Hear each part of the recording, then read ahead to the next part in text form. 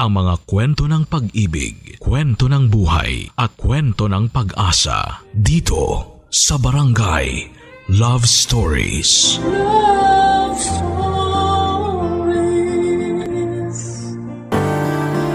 Minsan may mga nararamdaman tayo na hindi natin alam kung paano ipapahayag sa tao na ating nagugustuhan.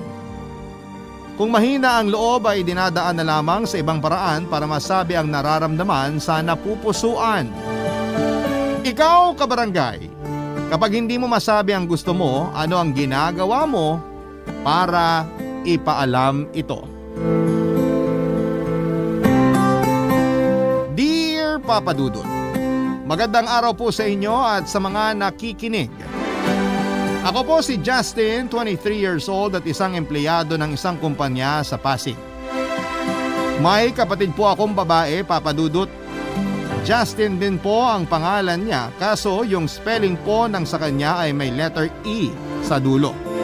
Samantalang ako ay wala. Nakakalito po pero nakasanayan na naming magkapatid. Ang papa ko daw ang nakaisip ng pangalan ng ipanganak ako.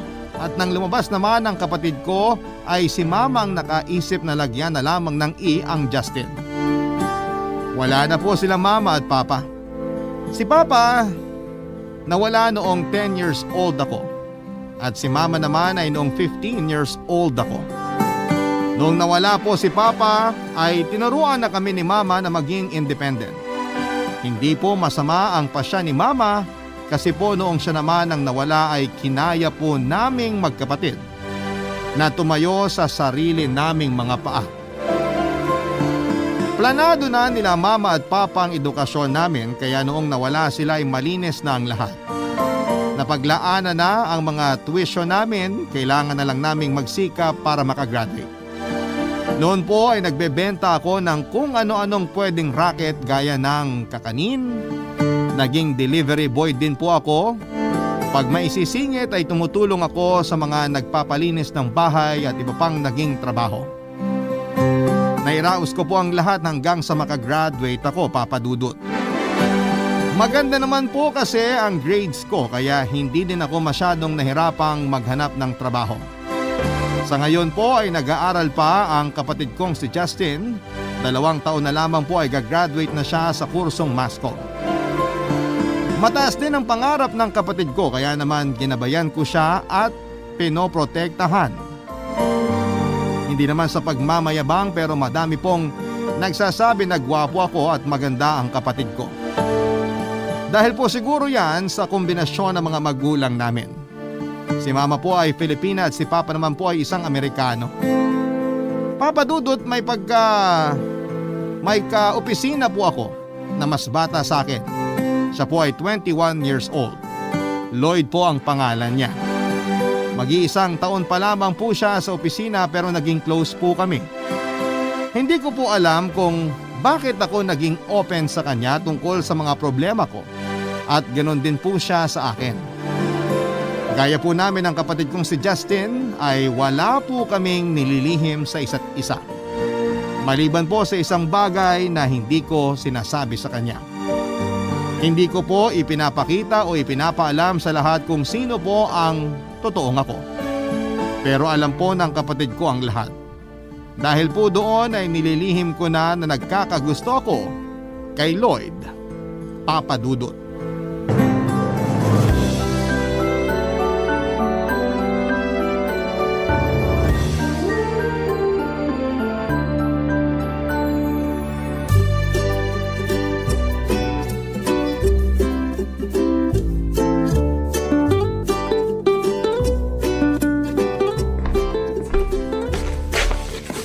Good morning, pogi kong kuya. Oh, ano yan? Ang alin? Yang arte mo. Arte? Uy, kilalang kilala na kita. Kaya wag mo akong artehan ng ganyan. Kuya naman. May kasalanan ka ba o may hihingin? Wala ah. Walang ano. Wala kang kasalanan o wala kang hihingin? Both. Justin naman.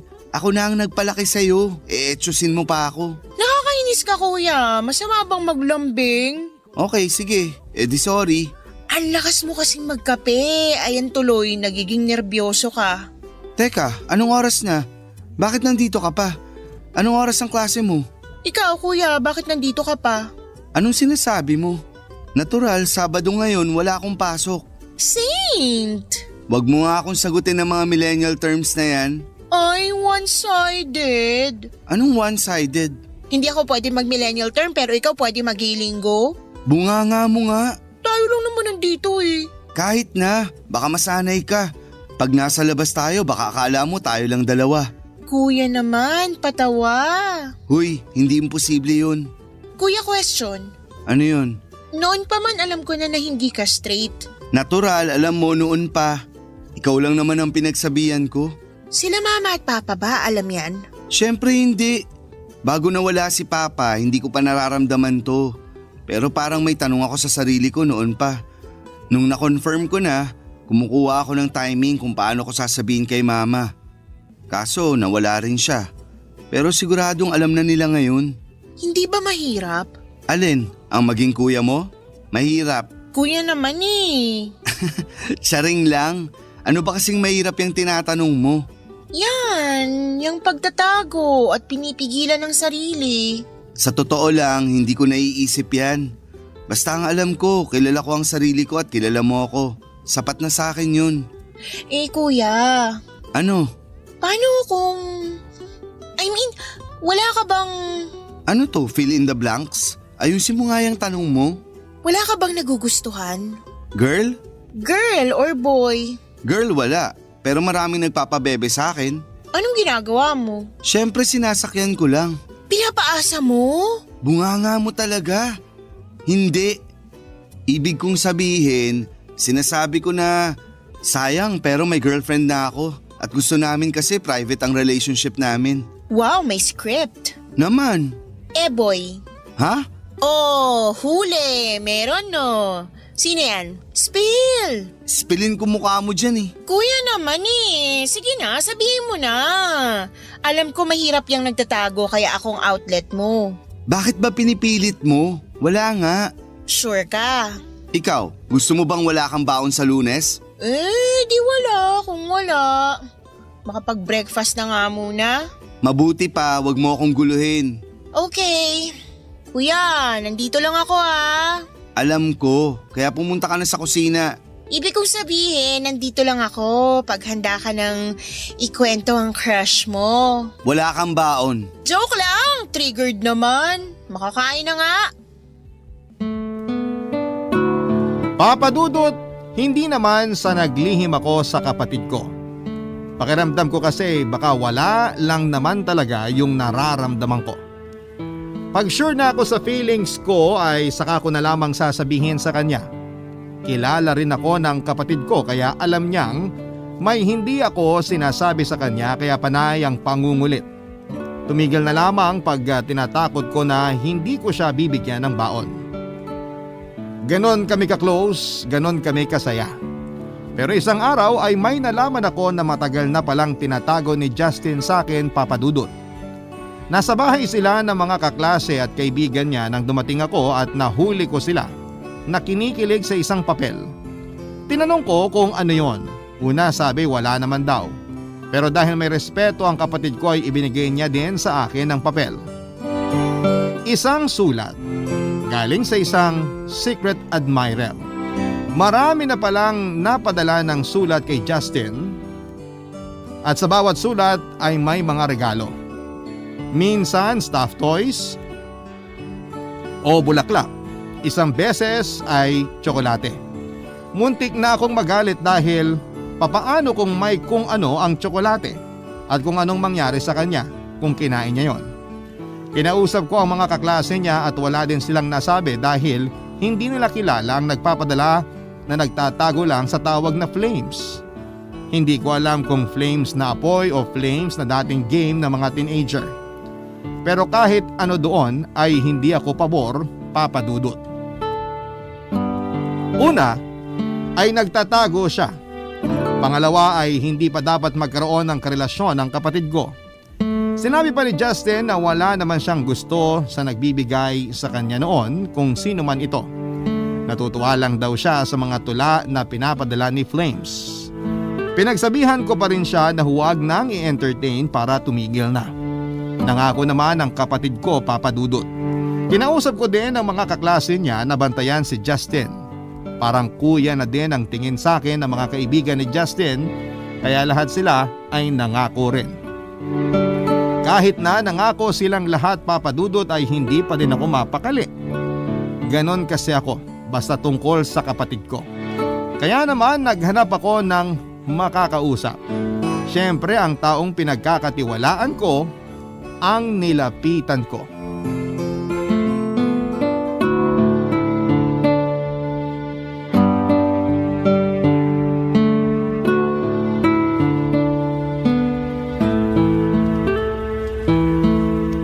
Oh, shot! Salamat ha. Anong salamat? Kanina pa tayo nandito, ang tagal mo naman magkwento. Magkwento? Bakit ka ba nagpapasalamat kanina? Sa pagsama dito ngayon. Oh, kaya nga. Ibig sabihin may problema. Bakit naman problema kaagad ang naisip mo? Pare, unang-una, hindi ka naman mahilig uminom. Pangalawa, nung huling nagyaya kang uminom, may problema ka sa opisina. Predictable ba ako? Hindi naman. Close lang tayo kaya alam ko. Close? Oo, tayo lang naman ang close ng ganito sa opisina eh. Oo nga. Bakit? Ha? Kasi ano? Ano? Kasi Huy, bakit hindi mo masabi? Simple lang naman ang tanong ko. Bakit kinagyayang uminom? ito bang pagyaya kong uminom? Oo, bakit? Ano bang akala mo? Wala. Anong wala? Alam mo, nagtatampo na ako ha. Ano, iinom ba tayo ng hindi nag-uusap? Uy, hindi naman. Oh, ano yung akala mong tinatanong ko kanina? Kala ko tinatanong mo kung bakit tayo close. Itatanong pa ba yan? Kasi mahal natin ang isa't isa. Mahal? Oo, hindi na tayo iba sa isa't isa. Magkadikit ng bituka natin sa dami ng alam natin sa isa't isa. Oo nga. Lloyd, Oh, may tanong ako. nagpapaalam pa? Nag-uusap nga tayo, di ba? Ano yon? Hindi ka ba naiilang kapag minsan parang pinagtitinginan tayo ng mga ibang tao? Bakit naman ako maiilang? Baka kung anong iniisip nila sa atin. Iniisip? Meron ba silang iniisip sa atin? Hindi ko napapansin eh. Alam mo naman dito, pag magkasama at sobrang close ng dalawang lalaki, pinag-iisipan na may relasyon. Meron naman talaga. Relasyon ng pagiging magkaibigan. Tsaka kung ano man ang iniisip nila, hayaan mo sila. Bakit ka magpapaapekto? Sino ba yung nag-iisip niyan? Bukas hahalikan kita sa harap niya para mamatay siya sa inggit. Puro ka naman biro. Hindi biro yun. Kaya kong gawin yun para lang masopla ko sila. Tama na nga yan. Okay, kalimutan natin ang mga marites at balik na tayo sa'yo. Anong problema? Yung kapatid ko kasi, may secret admirer. Oh, natural naman yun. Maganda ang kapatid mo. Ikaw ba, wala ka naging secret admirer? Ha? Wala. Ay nako, naglilihim ka. Lihim? Wala. Wala akong nililihim. So may secret admirer ka. Wag nga ako ang pag-usapan natin. Ano bang gagawin ko sa secret admirer ng kapatid ko? Kilala mo ba siya? Hindi. Secret admirer nga eh. Mismo. Hindi mo siya kilala kaya paano mo siya kukomprontahin? Pero yun nga ang nakakatakot. Hindi mo kilala ang kaaway mo.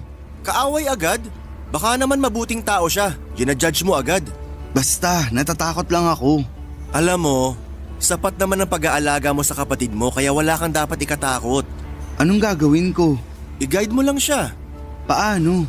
Kuya ka, alam mo kung paano. Pero wag mo naman siyang masyadong higpitan. Kawawa din naman yung kapatid mo pag masyadong nasakal. Uy, ano at natahimik ka? Salamat sa pagpapagaan ng loob ko. Oh, shot na! Papa Dudut, ewan, kahit yun lang naman ang sinabi ni Lloyd ay parang may malaking tinik na hinugod sa aking lalamunan. Sandali kong nakalimutan ang tungkol sa secret admirer ni Justin. Sa opisina naman ay napakakulit ni Lloyd. Panayang yakap at lambing sa akin. Para daw mainggit kung sino man ang nag-iisip ng kung ano sa aming dalawa. Ako naman ang naiilang, pero kahit naiilang ako ay hindi naman ako naiinis. Ang hirap labanan ng damdamin. Natapos ang isang linggo sa opisina na ganon kakulit si Lloyd. Dinadaan ko na lamang sa tawa ang lahat, Papa Dudut. Araw ng linggo nagaya siyang mag-basketball kami. Sa tagal naming magkakilala ni Lloyd ay doon lang siya nagyayang mag-basketball. Yung mga taga-lugar daw nila dapat ang mga kalaro niya. Kaso'y kinulang sila ng isa, kaya niyaya niya ako. Marunong akong mag-basketball pero ayoko magbukhang tanga kasi hindi ako magaling. Kaya sinabi ko na lamang na may pilay pa ako kaya hindi pa pwedeng puwersahin para hindi lumala. Naintindihan naman ni Lloyd kaya naghanap na lamang siya ng ibang mayayaya. Sinabi ko na lamang na bilang suporta ay manonood na lamang ako. Tuwang-tuwa si Lloyd at biniro pa ako na pumalakpak daw ako sa tuwing makakashoot siya. Kaya naman gano'n na nga po ang nangyari. Taga-palakpak ako kada shoot niya. Pero hindi ko maitodo ang palakpak ko. Dapat ay discreet lamang. Kasi baka magmukha akong cheering squad kapag tinodo ko. Magaling si Lloyd maglaro, Papa Dudut, kaya lalo akong nanliit at iniisip na paano kung naglaro ako. Magmumukha lang akong ewan sa court. Pero Papa Dudut, habang pinapanood ko si Lloyd, ay nagkakaroon ako ng lakas ng loob na sabihin sa kanya ang totoong nararamdaman ko para sa kanya. Sa tingin ko naman, sa sobrang close namin ay maiintindihan niya ako. Kahit na hindi naman ako sigurado sa magiging reaksyon niya, ay hindi ko naisip na magagalit siya at lalayo. Ang sa akin lang naman ay nakakahiya din kay Lloyd na may tinatago ako sa pagitan naming dalawa. Ang gusto ko noon ay maging totoo lamang sa kanya at hindi ko iniisip na magiging ganon din siya sa akin. Nang matapos ang laro ay nagaya siyang kumain. Naisip ko noon na yun na ang pagkakataon. Sasabihin ko na sa kanya ang lahat. Habang papunta ng restaurant ay binubuo ko na ang loob ko at tapang ko para sabihin sa kanya. Kaso, pagdating naman sa restaurant ay nandun din pala lahat ang mga nakalaro niya sa basketball. Celebration pala nila yon, kaya ayon para kong tahimik na jowa at chumichika lang kapag tinatanong o kinakausap ni Lloyd at ng iba pang mga kasama namin. Matapos ang magulong lunch ay umuwi na kami. Habang pauwi ay doon ko na muling binuo ang loob ko, sasabihin ko na ang lahat. Handa na ako nang biglang may tumawag sa cellphone ko, Papa Dudut. Barangay Love Stories. Barangay Love Stories. Papa Dudut, napasugod kami ni Lloyd sa ospital. Si Justin daw po kasi ay nawala ng malay habang kasama ang mga kaibigan niya. Pagdating namin sa ospital ay hindi alam ng mga kaibigan ni Justin kung papaano sasabihin sa akin. Nakita ko naman na wala pa ring malay si Justin. Sinabihan ako ni Lloyd na huminahon at hintayin namin ang doktor. Pinilit kong huminahon at saka ko naman pinahinahon ng mga kaibigan ni Justin. Doon na sila nagkwento kung ano nga ba ang nangyari. Nagtatawanan pa daw sila nang biglang mahilo si Justin. Tapos ay bigla na lang daw itong nawala ng balanse at natumba. Mabuti na lang daw pala at nasalo nila ang kapatid ko bago bumagsak sa simento. Kaya agad nila siyang itinakbo sa ospital. Lalo ko napaisip kung anong nangyari, bakit nagkaganon ang kapatid ko. Ilang sandali pa ay dumating na nga ang doktor at ipinaliwanag niya na wala namang masamang nangyari sa kapatid ko. Masyado daw atang stress si Justin kaya ganon ang nangyari. Saka sinabi ng doktor na hintayin na lang namin siyang magising at pwede na ring umuwi. Una, tinatanong ko ay ang sarili ko kung kasalanan ko ba lahat kung bakit nangyari yon. Tapos ay nauwi na ako sa paninisi sa sarili ko. Kinumpirma ko ng kasalanan ko nga ang lahat. Kumbaga inako ko na. Ako lang naman ang kausap ni Justin kaya malamang ay ako ang dahilan ng pagkakastress niya. Malamang dahil yon sa sobrang paghihigpit ko sa kanya, Papa Dudut.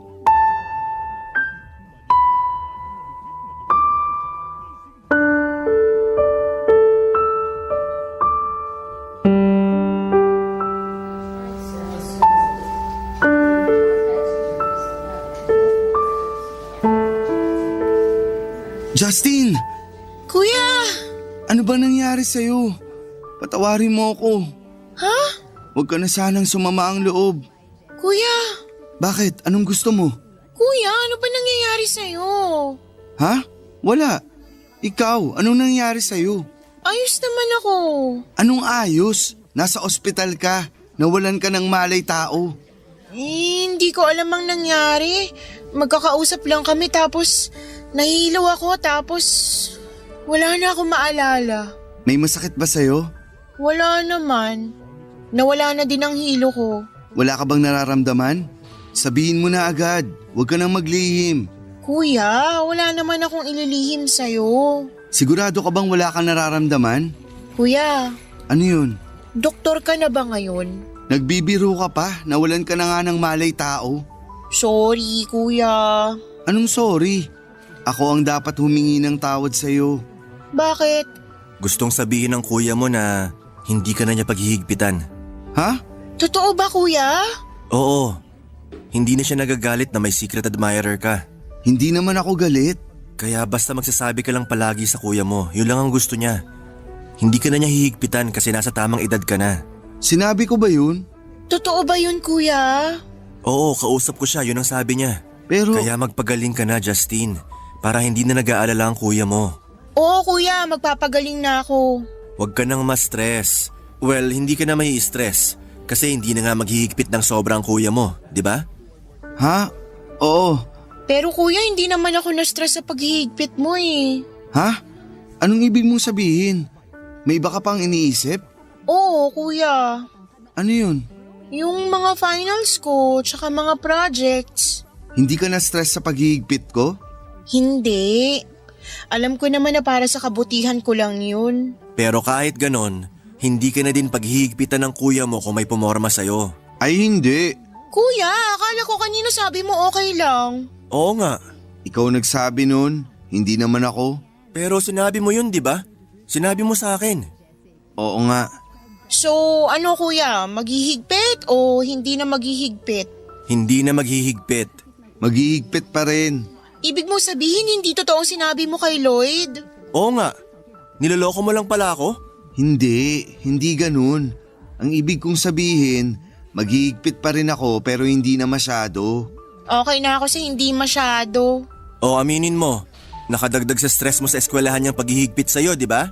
Huy, bakit parang dinidiin mo ko? Joke lang, ikaw naman. Mabuti pa umuwi na tayo. Magmerienda tayo, sagot ko. Teka, nasa labas pala ang mga kaibigan mo. Nandyan pa sila? Isama natin sila sa treat ko para makapagkwentuhan tayo. Wow, galante ah. Yung lunch kasi kanina, wala akong nilabas na pera. Binayaran na pala nung isang kasama natin. Kaya may panglibre ako. Kaya tara na. Papa Dudut ang galante ni Lloyd sa pamerienda niya. Sinabi naman ng doktor na okay na si Justin, na over-fatigue lang naman daw ito, pahinga lang ng katawan at isipan ang kailangan niya. Pwede na siyang ma-discharge sa ospital. Kaya ang lakas ng kain ni Justin sa treat ni Lloyd mukhang nagbabawi. Masigla din po ito na parang walang nangyari. Matapos ang masayang pamerienda ay umuwi na kami. Hinatid kami ni Lloyd sa bahay. Si Justin ay pinagpahinga ko na kaagad para makabawi ang katawan niya sa pagod. Naging maayos naman siya mula noon pero may napansin ako mula noong na-ospital si Justin. Hindi na nagpapadala ng regalo ang secret admirer niya. Doble saya ako noon. Una ay maayos na si Justin at pangalawa ay wala ng asungot na nagbibigay naman ng stress sa akin. Pero isang beses ay may narinig ako na usapan nila Justin at ng mga kaibigan niya tungkol sa secret admirer ng kapatid ko. Nangihinayang daw sila. Si Justin naman alam kong nalungkot sa nangyari pero pinipigilan niya na mahalata ko yon. Pero ramdam ko naman. Habang nag-uusap sila tungkol sa lalaking yon ay bigla akong nagpakita sa kanila. Kitang-kita sa mga mukha nila ang gulat na may kahalong takot. Akala nila ay magagalit ako pero ang ginawa ko ay nginitian ko lamang sila at saka dumaan palampas sa kanila. Kahit naman pag-usapan nila yung admirer ng kapatid ko at sabihin nila ang panghihinayang nila, Ang importante sa akin ay tumigil na ang secret admirer na yon sa pagbibigay ng sulat at ng kung ano-ano kay Justin. Kaya isa na lamang siyang ala-ala sa kapatid ko at sa mga kaibigan niya.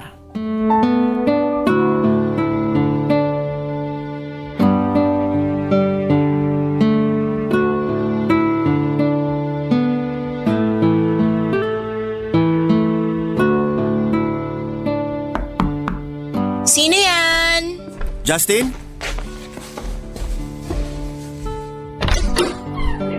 Ay, Lloyd! Oh, Justin! Si Justin! Wala si kuya, may pinuntahan lang. Pero sabi niya sandali lang daw siya. Ah, ganun ba? Pwede ko ba siyang hintayin? Ito naman parang iba pa sa amin. Syempre naman. Salamat. Wait, kuha kita ng maiinom. Wag na. Kakatapos ko lang. Sure ka? Oo, Baka kasi sabihin ni kuya, hindi kita inaasikaso eh. hindi naman siguro. Saan ka galing? Sa kaklase ko nung high school. Girl? Oo. Ay, Bakit? akala ko boy. Bakit ka napaay nung nalaman mo na girl? Wala naman. Girlfriend mo ba? Grabe naman yung tanong. Mabuti na yung straight to the point, 'di ba? Hindi ko siya girlfriend. Nililigawan. Hindi din. Yes! Anong yes? Ha? Wala. Teka, kumusta yung secret admirer mo? Isa na lang siyang secret. Ano? I mean, hindi ko na siya makikilala ever. Bakit naman? Kasi baka kinalimutan na ako nun. Kinalimutan? Bakit ka naman kakalimutan? Hindi na siya nagpapadala ng sulat na may tula eh. Hindi na din nagpapadala? Hindi na din? Bakit may din? Sinong hindi na din nagpapadala ng sulat? Yung kaibigan ko nga na pinuntahan ko kanina. Hindi na nagpapadala ng sulat yung boyfriend niya. Ah, may boyfriend na yung friend mo? Ha? Oo. Teka nga, bakit ba nabalik na naman tayo sa friend ko? Ikaw ang pinag-uusapan. Yun nga, hindi na uli nagpadala ng kahit ano yung secret admirer ko. Baka naman nasa bakasyon o baka may sakit. Uy, wag naman sana. Baka lang naman. Si kuya kasi sobrang higpit. Magsabi ka sa akin ng totoo. Sumasama ba ang loob mo sa kuya mo kapag pinaghihigpitan ka niya? Hindi naman, pero minsan kasi napapaisip ako bakit ang higpit niya. Ganon talaga mga kuya. Bakit yung mga kuya ng mga kaibigan ko hindi naman ganun? Parang minsan napapatanong ako kung bakit ganun si kuya eh. Iniisip ko na wala siyang tiwala sa akin. Hindi naman. Huwag ka mag-isip ng ganyan. Ay sorry, hindi ako galit kay kuya. Napapatanong lang ako. Intindihin mo na lang ang kuya mo. Darating ang araw at magiging maluwag din sa'yo ang kuya mo. Sana nga. Sana malapit na. Malapit na yan. Kita mo naman, hindi na ganon kahigpit ang kuya mo. Kasi nga wala. Gino-ghost na ako ni secret admirer. Bigyan mo din ng time si secret admirer mo. Malay mo, bigla na lang uli magparamdam yun. Sana. Basta kung tungkol sa mga ganyan gaya ng secret admirer mo, sabihin mo na lang sa akin at wag na sa kuya mo. Ako na mag-a-advise sa'yo.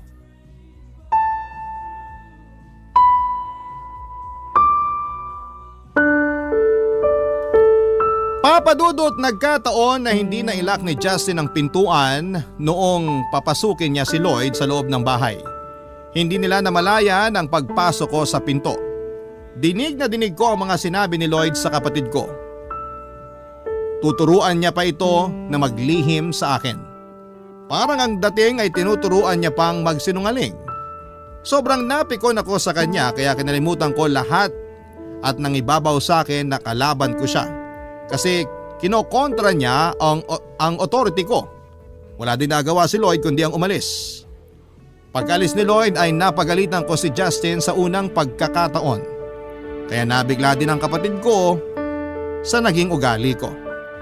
Alam kong gustong umiyak ng kapatid ko pero pinigilan niya at alam ko kung bakit. Dahil yon sa pagmamahal at respeto niya sa akin.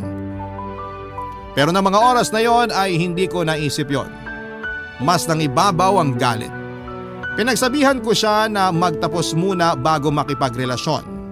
Ang sama ng mga nasabi ko noong mga oras na yon at nasabi ko na mahina naman siya sa akin.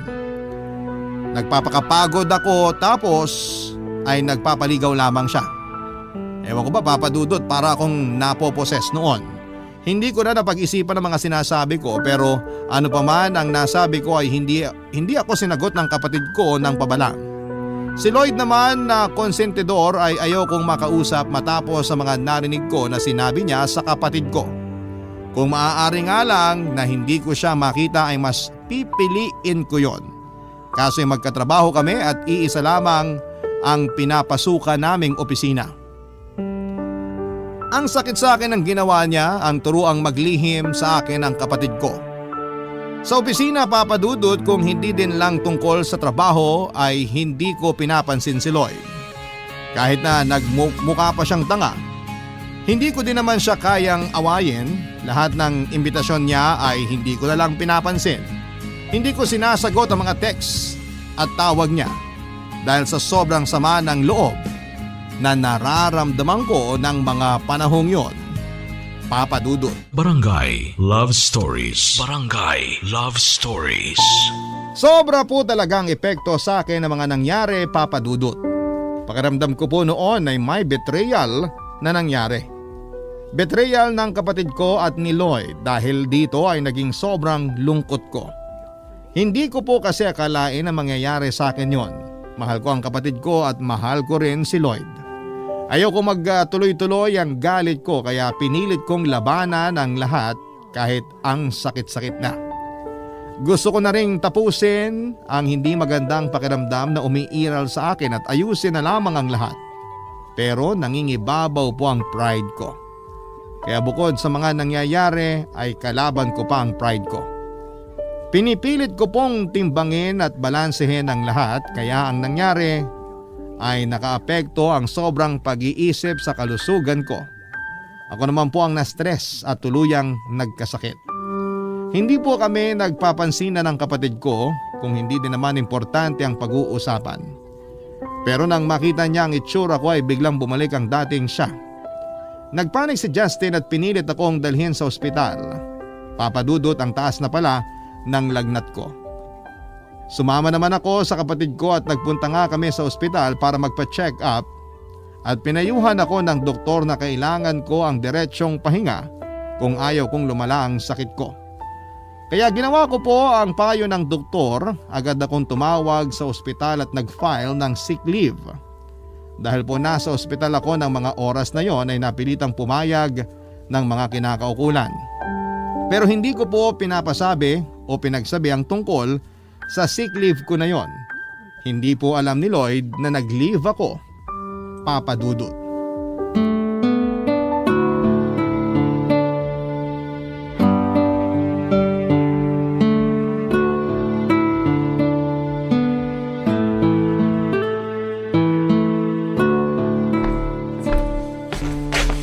Kuya, uminom ka muna.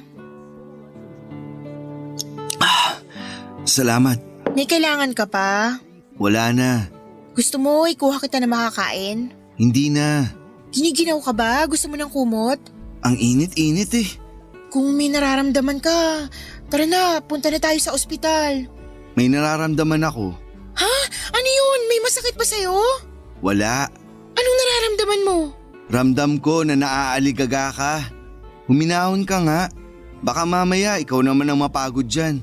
Alam mo naman na magkapatid tayong overfatigin. Ayoko kasing may mangyari sa'yo. Alam ko. At ayoko din na may mangyari sa'yo. Kaya mag-relax ka nga. Huwag kang mag-sorry. Wala kang kasalanan. Kuya, wala din kasalanan si Lloyd. Anong ibig mong sabihin? Hindi mo kasi narinig yung buong usapan namin eh. Yung huli na lang ang narinig mo kaya iba na yung pagkakaintindi mo. Kuya, walang masamang intensyon si Lloyd. Hindi niya sinabing paglihiman kita. Ang sinabi niya, wag na kitang bigyan ng problema. Makinig na lang daw ako sa'yo dahil sa kabutihan ko lang naman ang gusto mo. Sinabi niya para wag ka na ma-stress. Sa kanya na lang ako magkwento at papayuhan din niya ako. Pero hindi para kontrahin ang sinabi mo. Totoo ba yan? Oo, kuya. Ang sama ko pala. Hindi, kuya. Hindi mo naman alam eh. Yun na nga. Sana inalam ko muna bago ako nagalit. Hindi naman galit sa'yo si Lloyd. Kita mo nga, sige pa din siya ng pagme-message at tawag sa'yo kahit hindi ka sumasagot. Nahihiya ako dahil sa nagawa ko. Mabait si Lloyd, kuya. Alam ko, pero dahil sa maling paratang ko, hindi ko na inalala kung anong klaseng tao siya. Inisip ko masama siya, pero kahit kailan wala naman nagawang mali sa akin si Lloyd. Oo, kuya. Concerned lang pala siya sa'yo, sa akin, sa ating dalawa. Nahihiya ako sa kanya. Kausapin mo na siya, kuya. Hindi ko alam. Mahal ko si Lloyd pero bakit ko nagawa yun? Akong dahilan, kuya. Dahil sa akin, kaya huwag mo sisihin ang sarili mo. Akong sisihin mo. Justine, patawarin mo ako sa mga shortcomings ko ha. Kaya ka nga nagagalit sa akin kasi sobrang mahal mo ko. Kaya alam kong mahal mo din si Lloyd ng sobra kaya naaway mo siya. Wala na ata akong mukhang maihaharap sa kanya. Kuya, yung mukhang yan ang dapat ihinaharap. Nakakainis ka. Nakukuha mo pa talagang magpatawa? Natatawa ka naman eh. Hindi ah. Kitang-kita, kuya. Kaya wag ka nang magmaang-maangan. Kaya kausapin mo na si Lloyd. Hindi mo pa ako napapatawad sa sobrang kaigpitan ko. Kalimutan mo na yun, kuya. Gusto kong marinig na pinapatawad mo na ako. Kuya naman eh, wala ka namang kasalanan. Matatahimik ako pag narinig ko ang pagpapatawad mo. Kuya naman eh, sige na. Kahit kailan hindi ako nagalit sa'yo. May tanong ako pero hindi ako nagalit. Ikaw lang ang nag-iisang kuya ko, no? Kaya mahal na mahal kita. Salamat, Justine. Ako naman ang patawarin mo. Saan? Sa pagbibigay ng konsumisyon sa'yo mula noon. O siya, pinapatawad na kita kung ano man yung akala mo na maling nagawa mo. Nandito lang ako lagi para sa'yo. Salamat, kuya. Oh, magkakaiyakan pa tayo niyan eh. Ikaw nga dyan ang umiiyak eh. Huwag ka mag-deny. Ayan oh, kitang-kita ang luha mo. Oo na, kasi naman eh. Hindi na mauulit ang nangyari sa atin. Hindi na ako magagalit sa'yo kahit kailan. Oh, sino yan? Anong Nakita ko na, huwag ka na uli mag-deny. O anong gagawin mo? Wala, mamaya ako nababasahin. Kuya! Basahin mo na't sagutin. Now na! Nadaan ako sa pangungulit ng kapatid ko, Papa Dudut. Kahit nahiyang-hiya ako kay Lloyd ay napilitan akong sumagot. Ang mensahe niya lang ay Justin, pero alam ko na ang ibig sabihin ng Justin. Kaya sinagot ko na kaagad siya ng buo at diretsyo. Sinabi ko na huwag na siyang mag-alala at hindi na ako galit sa kanya. Sa totoo ay hindi naman ako nagalit, nagtampo lang. Sinabi ko na alam ko na ang lahat ng mga nangyari, na alam ko na ang kumpletong detalye ng usapan nila ni Justin. Kaya huwag na siyang mag-alala, Papa Dudut. Nagsorry din ako dahil sa kaipalan ko. Tinanggap ko lahat ng pagkakamali ko kasi si Lloyd naman yon. Nung paghawak ko pa lamang ng cellphone ko ay nawala na rin ang hiya ko. Diniretso ko lahat ng pagkakamali ko pero hindi ko madiretso ang totoong feelings ko para sa kanya. Doon ako humina. Pagkalapag ko ng phone ko matapos kong mag-reply ay tumawag kaagad si Lloyd.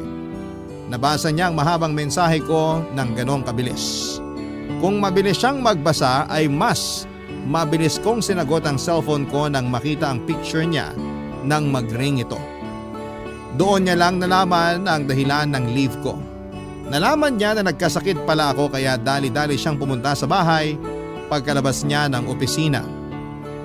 Alala siya kaya sobrang kinikilig naman ako deep inside. Gusto ko na sanang sabihin ang true feelings ko sa kanya.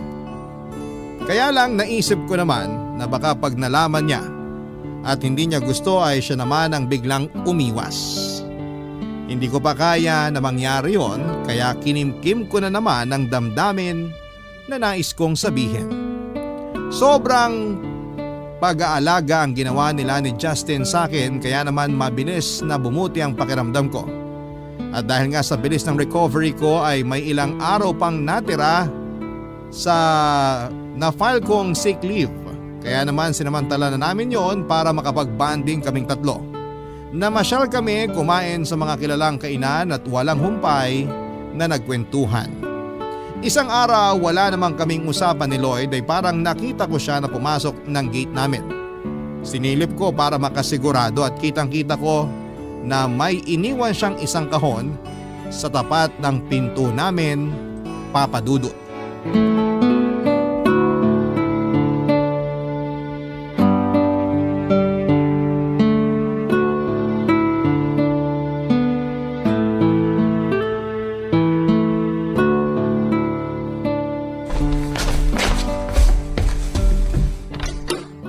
Lloyd! Justin! Oh, bakit parang nagulat ka? Saan ka galing? Ha? Sa bahay lang. Wala naman tayong usapan ha. Sana nagsabi ka na pupunta ka. Ha? Kasi Teka, ano yung kahon na iniwan mo? wala. Anong wala? Ano to? Ako lang ang nakakakita ng kahon? Ibig kong sabihin, wala to. Sige, aalis na ako. Aalis? Teka nga, naguguluhan ako sa'yo. Nagpunta ka dito tapos aalis ka agad? Anong meron? Wala, nagkamali lang kasi ako. Lloyd, saan kayo pupunta? Wala, hindi naman kami aalis. Kadarating lang ni Lloyd. Ewan nga dyan, ang gulo. Biglang aalis na raw. Oo, kasi Teka, wag niyong sabihin na nagkakasamaan na naman kayo ng loob. Uy, hindi ah. babalik na lang ako. Teka, ano tong box na to? Parang pamilyar yung pambalot na yan ah. Pamilyar? Para sa akin ba yan? Hindi ko alam. Paanong para sa'yo? Anong sinasabi mong pamilyar yung balot? Ano ba yung box na yan? Patingin nga. Wag! Ano to? From Flames?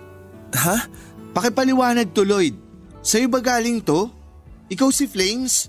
Justin, kasi Lloyd, ano? oo, ako si Flames. Ano? Sorry. Bakit mo nagawa to? Kuya, huminahon ka. Justine, please wag mo na uli idamay ang sarili mo dito. Pero kuya, Justin, wag ka sanang magalit.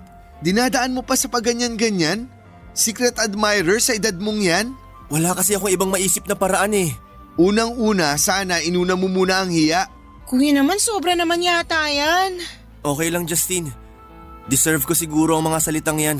Hindi mo ba naisip mahiya? Nahihiya nga ako, kaya hindi ako makapagpakilala ng diretso. Para ka namang traidor niyan. Sa tagal nating magkasama at magkausap, tapos ganyan? Sorry. Sorry talaga. Hindi ko sinasadya. Ay, hindi mo pa sinasadya? Paano kung sinadya mo? Kuya, mag-usap kayo ng mahinahon. Mabuti pa, aalis na ako. Ano to, duwag? Bakit hindi mo harapin yung kalokohan mo? Umiibig lang ako. Wala akong ibang iniisip kundi yun. Kuya, maawa ka naman kay Lloyd. Tumigil ka, Justine ha. Pumasok ka na nga sa loob. Kuya naman, akala ko ba hindi ka na magiging ganyan? Huwag na kayong mag-away. Lalayo na lang ako. Tapusin natin to. Hindi ka na nahiya. Ang laki ng agwat ng edad mo sa kapatid ko. Tapos tataluin mo? Ha? O ano, takatakaan naman. Sandali, anong kapatid? Hindi naman para kay Justin yung regalo. Hindi naman siyang nililigawan ko. Ha? Anong sinasabi mo? Ayan o, nakalagay, Justine. Para sa'yo yan. Ikaw ang gusto ko. Ha? Yung mga iniiwan kong regalo dito at yung mga tula, para sa'yo lahat yun.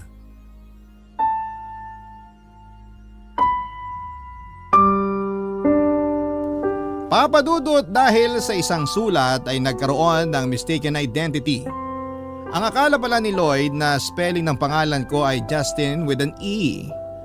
Kaya naman akala ng kapatid ko ay sa kanya ang mga regalo. Hindi naman sumama ang loob ng kapatid ko sa mga nalaman niya. Sa halip ay natawa pa siya. Kasi ang dami nangyari tapos ay mali lang pala ang akala ng lahat. Masaya din si Justin para sa aming dalawa ni Lloyd. Nakakaloka, Papa Dudut. Nahirapan pa akong magtapat nung una, ang totoo naman pala ay ganon din ang nararamdaman sa akin ni Lloyd. Hindi ko kasi naisip na pareho kami. Kung sa bagay, yun din naman ang sinabi ni Lloyd na hindi niya naisip na pareho nga kami. Ganon din siya, sobrang mahal niya ako. Kahit na hindi raw ako magkagusto sa kanya, basta wag lang daw akong magalit. Gusto niya lang na masabi ang nilalaman ng dibdib niya. Mag-iisang taon na kami ni Lloyd, ngayong gagraduate na si Justin ay nagsabi ang kapatid ko na kapag kumikita na siya ng sarili niyang pera ay magpapatayo daw siya ng tiny house sa tabi ng bahay namin para doon na lamang siya at masolo na namin ni Lloyd ang isa't isa. Sinabi ko na tutulong ako sa gastos. At least umalis man sa bahay ang kapatid ko ay katabi ko pa rin siya at nasa isang bakuran lamang kami. Nasabi ko na kay Lloyd ang mangyayari kaya niyaya ko na rin siya na sa bahay na tumira at wag nang mangupahan sakaling maitayo na ang tiny house ng kapatid ko. Papadudot, ito po ang dilema na nararamdaman ko bilang mahigpit na kuya. Ang dami pong manliligaw ni Justin ngayon. May mga mukha na po sila at hindi na secret admirer lamang. Siyempre po dahil ako ito ay kumukontra pa rin ako. Pero may kakontra na ang pangontra ko dahil si Lloyd naman ang suporta ni Justin. Okay naman, at least balance ang pagpapayo namin kay Justin. Papadudot, maraming salamat po sa pagpili ng aking kwento na may ere sa Barangay Love Stories. Naway marami pang mapaunlakang mga sulat ang Barangay LS 97.1. Ang inyong forever kapuso at kabarangay, Justin. Nagustuhan ng iyong napakinggan? Ituloy yan via live stream sa www.gmanetwork.com/radio.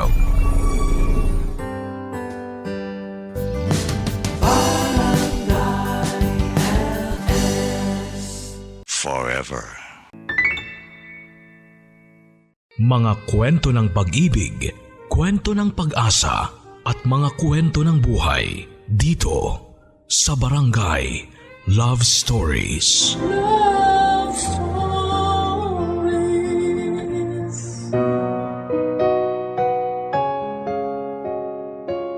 May mga nagsasabi na matatawag lang daw na tunay na babae at complete woman ang isang babae kapag naranasan niya ang panganganak. Maging sa school, tinuturo sa atin na ang isang pamilya ay binubuo ng tatay, nanay at anak o mga anak.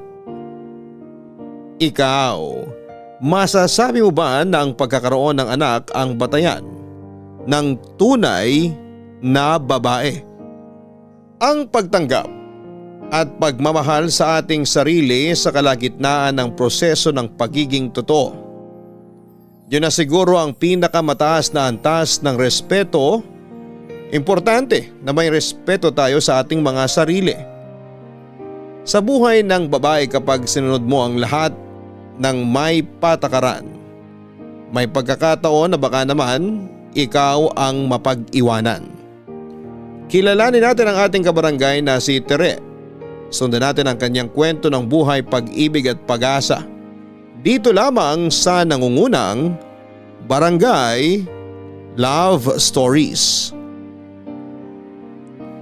Dear Papa Dudut, una po sa lahat ay hayaan niyong i-congratulate ko ang Barangay Love Stories bilang #1 radio program sa buong bansa. Masugid po talaga akong tagapakinig ng inyong programa, Papa Dudut. Madalas sa inyong mga kwento ay talagang nakaka-relate ako. At marami akong natututunan mula sa mga letter senders ninyo at sa inyo pong mga payo. Kaya naman nainganyo akong sumulat at naisip kong maganda rin siguro na may bahagi ko ang isang karanasan sa buhay ko. Ako po si Tere, 29 years old. Pinag-isipan kong mabuti kung aling bahagi ng buhay ko ang aking ikukwento. Naisip kong ibahagi ang isang karanasan namin ng aking asawa. Medyo maselan pero alam kong kapupulutan ito ng aral at inspirasyon ng mga makakarinig, lalo na sa mga mag-asawa, Papa Dudut. Noong magkasintahan pa lamang po kami ng asawa kong si Ruel. Nurse po ako sa isang ospital sa Singapore habang seaman naman po siya. Pagkatapos ng 2 kontrata ko ay nag-decide na po kami na magpakasal. Pagkatapos po ng kasal ay hindi na ako pinayagang umalis pa ni Ruel at hindi na rin naman siya sumakay ng barko. Nagkasundo kami na magkasama kaming mamumuhay dito sa Pilipinas. Ayoko na rin talagang umalis, Papa Dudut, kasi gusto ko ring matutukan ang bubuin naming pamilya. Tinuloy namin ang business na maliit na restaurant ng mama at papa ni Ruel. May edad na rin kasi ang mga magulang niya at hindi na nila kayang magpatakbo ng restaurant. Papadudot sa loob ng 3 taon ng pagsisikap namin na makabuo ng asawa ko, hindi kami nabiyayaan ng anak. Madalas rin kaming tinatanong ng mama at papa niya kung kailan namin sila mabibigyan ng apo. Ngiti lang po ang naisasagot namin sa kanila. Inisip namin na baka hindi pa lang talaga napapanahon. Ayoko mang isipin pero sumagi sa isipan ko na baka may problema ako. Medyo kinakabahan ako kasi nag-iisang anak lamang po ako, Papa Dudut. Parehong wala na rin ang mga magulang ko at hindi masyadong malaki ang angka namin. Karamihan sa mga kamag-anak ko ay hanggang 2 ang mga anak. Sa side ng papa ko, 2 sa kapatid niya ang walang anak. May matatandang dalaga at binata pa. Pero sa pamilya ng asawa ko ay 4 silang magkakapatid. Pangatlo sa magkakapatid ang asawa ko. Yung ate at kuya niya may mga pamilya na at may mga anak na rin. Bunsong lalaki na lamang nila ang wala pang asawa. Papadudot hindi na kami buwabata kaya lakas loob naming pinag-usapan na kumonsulta na sa doktor. Inandaan namin ang aming mga sarili para kung talagang may problema ang isa sa amin. Nakahanda kami at magagawa ng paraan. Papadudot, pagkatapos naming sumailalim sa ilang mga test, doon na nagsimulang dumating ang mabibigat na sitwasyon na kinaharap naming mag-asawa.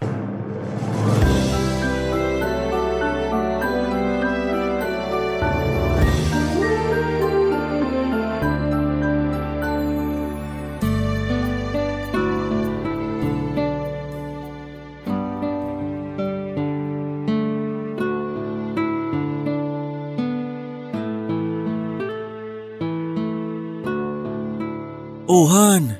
Akin na nga yung kamay mo. Grabe, Han. Nanlalamig at pinagpapawisan ng mga kamay ko. Oo nga. Ano ka ba? Relax ka lang ha. Nandito ako. At saka kaya natin to. Nag-usap na naman tayo na kung ano man na maging resulta, magkasama natin haharapin yon. Walang iwanan. Ewan ko ba, Han? Hindi mawala ang kaba ko. Parang gustong bumaliktad ng sikmura ako sa sobrang takot at kaba. Han, di ba sinabi ko naman sa'yo? Kung sakaling ikaw yung may problema, hindi kita iiwan. Hindi magbabago ang pagmamahal ko sa'yo. Thank you, Han. Ganon din naman ako sa'yo. Kung sakaling ikaw yung may problema, pinapangako ko rin sa'yo na hindi kita iiwanan at hindi rin magbabagong pagmamahal ko. Okay. Pero wag naman tayo masyadong negative ngayon ha. Hindi pa rin naman natin alam kung anong resulta. Basta ihanda natin yung mga sarili natin. Okay, Han. Sige. Kinakabahan pa rin talaga ako, Han. Okay lang ang kabahan. Pero wag din nating alisin yung pag-asa sa maganda at maayos na resulta, Han. Oh, ayan na pala si Doc. Hi, Doc. Good morning po. Good morning po, Doc. Good morning. Sige, maupo kayo. Thank you, Doc. Salamat po. Nandito na pala sa table ko yung results. Okay, Ruel and Teresa. So, ito na yung results ng mga test ninyo. Handa na ba kayo sa results? Opo, Doc. Nag-usap na naman po kami ni Tere at handa na po kami anuman po maging resulta. Oo nga po, Doc. Okay, ganito. We'll get straight to the point. Ayon dito sa results ng mga test sa inyo, normal lahat ng results ng test mo, Tere. Yung kay Ruel ang medyo may problema. Doc? Nasa akin ho ang problema? Ano pong problema? Han, Ruel, tatapatin kita ha. Meron kang tinatawag na azoospermia o walang sperm ang semen mo. May mga test pa na kailangang gawin sa'yo para malaman natin kung ano ba ang naging posibleng dahilan o mga dahilan. At dedepende sa kung ano ang dahilan ang magiging treatment sa'yo. Yun din yung rason kung bakit magtatatlong taon na kayong sumusubok pero hindi pa rin kayo makabuo kahit ano pang gawin yung pagsisikap. So nasa akin palang problema, Dok? Baog pala ako? Ano yun, Dok? Wala na akong pag-asa magkaanak? Hindi ko na mabibigyan ng anak ang asawa ko? Ibig sabihin, hindi na kami makakabuo ng pamilya. Han, Hindi naman sa ganon, Roel. Huwag kang mawala ng pag-asa. Kasi may pag-asa pa kayong magkaanak. May mga paraan. Meron tayong tinatawag na Assisted Reproductive Technology o ART. Ito yung mga paraan para ma-overcome ang infertility. Isang halimbawa niyan ay yung IVF. IVF, Dok? Yes, yung IVF or in vitro fertilization. Ito yung procedure kung saan pagsasamahin ng egg cell mula sa babae at sperm cell mula sa lalaki sa isang laboratorio. Ngayon, yung pinagsamang egg cell at sperm cell, magiging fertilized egg yon. Tapos, i-inject yon sa uterus o sa bahay bata ng babae. Now, bukod sa IVF, meron din namang surgical procedure o operasyon. Pwede ring madaan sa gamutan. Pero gaya nga ng sinabi ko, depende sa dahilan ng azoospermia mo ang magiging treatment sa'yo. So sa ngayon, magre-request ako ng ilan pang mga test para sa'yo, Roel, para ma-determine natin ang magiging treatment sa'yo. Salamat po, Dok. Dok. Yun pong mga paraan na yan, Dok. Usually po, magkano po inaabot? Dederechoin ko na kayo ha. Medyo may kamahalan. Kaya nga mas maganda na mai-consider ninyo ni Roel sa pag-uusap nyo yung posibleng magagastos. Bibigyan ko kayo ng quotations ng mga procedure para at least meron kayong idea. Thank you po, Dok.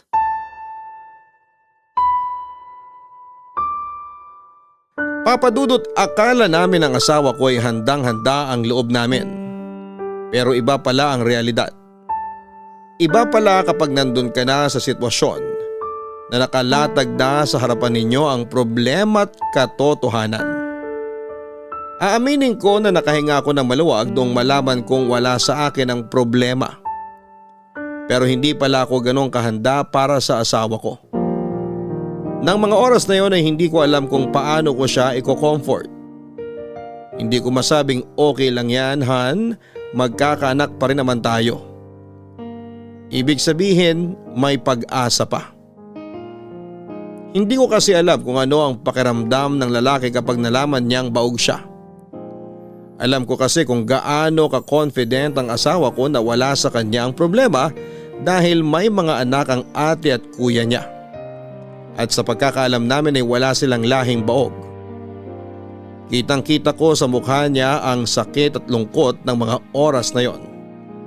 Kahit pa sinabi na ng doktor na may mga paraan pa para magkaanak kami, Papadudot. Pag-uwi namin ng bahay ay hindi namin napag-usapan ang nangyari sa klinik. Para kaming pagod na pagod at halos mawala na ng lakas ang mga katawan namin. Mabigat ang tinanggap naming balita sa kabila ng sinabi ng doktor na may pag-asa pa naman kami na magkaanak. Pinaalala ko na lamang at sinabi ko sa asawa ko ang usapan namin na kahit na anong maging resulta, magkasama naming haharapin yon. Pero tahimik lamang siya na humiga sa kama. Dumaan ang mga araw, hindi muna ako nagbanggit tungkol doon. Inisip ko na maaring hindi pa niya napoproseso sa isipan niya ang mga nangyari. Maging ako rin naman, Papadudot. Ramdam ko yung bigat ng pakiramdam ng asawa ko. Pero patuloy kong ipinapakita sa kanya na nasa tabi lamang niya ako. Sa pagdaan ng mga araw ay unti-unti kong napansin ang ilang mga pagbabago kay Roel, Papadudot.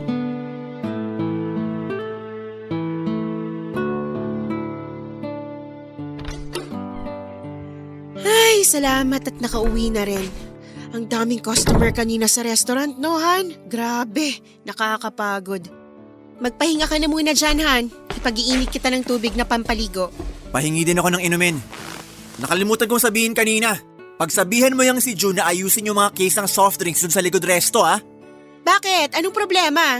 Hindi ba niya nakikita na nakaharang dun sa may CR? Pati yung mga pinagbalatan ng gulay basta lang nakatambak dun sa ilalim ng lababo. Milalagyan tayo ron ah. Ba't hindi ron ilagay? Okay, sige. Kakausapin ko siya bukas. At saka isa pa, hindi ko gusto yung customer na nakausap mo kanina. Kung makatingin sa'yo para kang kakainin. Pag mga ganong customer, wag mo na kinakausap. Hayaan mong tauhan natin na makipag-usap o mag-serve sa kanila. Sino naman doon? Yung mukhang konsehal ng barangay kung makaporma. Kala mo kung sinong sikat na politiko. Han naman. Nagtanong lang naman yung customer kung may kasamang soup yung order nila. Nagtatanong. Oh, inumin mo. Ikaw naman. Alam nga namang tawagin ko pa yung tauhan natin para lang sagutin yung tanong ng customer. Sabaw lang naman yung tinatanong. Hindi ka talaga marunong makiramdam no? Halatang halata naman na hindi lang basta nagtatanong yung customer eh. Parang gusto pang pumorma sa'yo. At ikaw naman kung makatawa ka, parang enjoy na enjoy ka sa pakikipag-usap dun sa kanya. Palibhasa kasi may itsura, alam kong lugapuhan ka. Oy, Tere, hindi ka na dalaga ha? May asawa ka na, kumilos ka na maayos. Mamaya maging dating pa, nagbibigay ka rin ng motibo. Ang sama naman ng isip mo, Han. Customer natin yun. Ano ka ba? Obligasyon natin na asikasuhin sila ng tama at maayos. Hindi naman maganda kung hindi ko papansinin, baka mabastos. Nagtatanong lang naman. Tsaka, hindi naman ako nagtagal sa customer o nakipagkwentuhan sa kanya. Tsaka Han, paano tayo babalikan ng customers kung tatarayan natin sila? Bakit mo naman kasi ako pinag-iisipan na parang nakikipagharutan sa customer? Pambihira ka naman, Rowel. Sinagot ko lang naman yung tanong ng tao. Ano ba naman palagay mo sa akin? Kahit na, sinasabihan lang kita dahil hindi ko gusto yung mga tingin niya sa'yo kanina. At hindi mo nakita yon. Kabisado ko mga lalaki pag interesado sa isang babae. Pag bumalik yung customer na yon, hayaan mong tauhan natin na mag-asikaso sa kanya ha? Hindi na ikaw. Ay nako, oo na, sige na. Mag-shower ka na. Mainit na yung tubig mo, isusunod ko na lang yung tuwalya mo doon. Ihahanda ko na rin yung damit mo.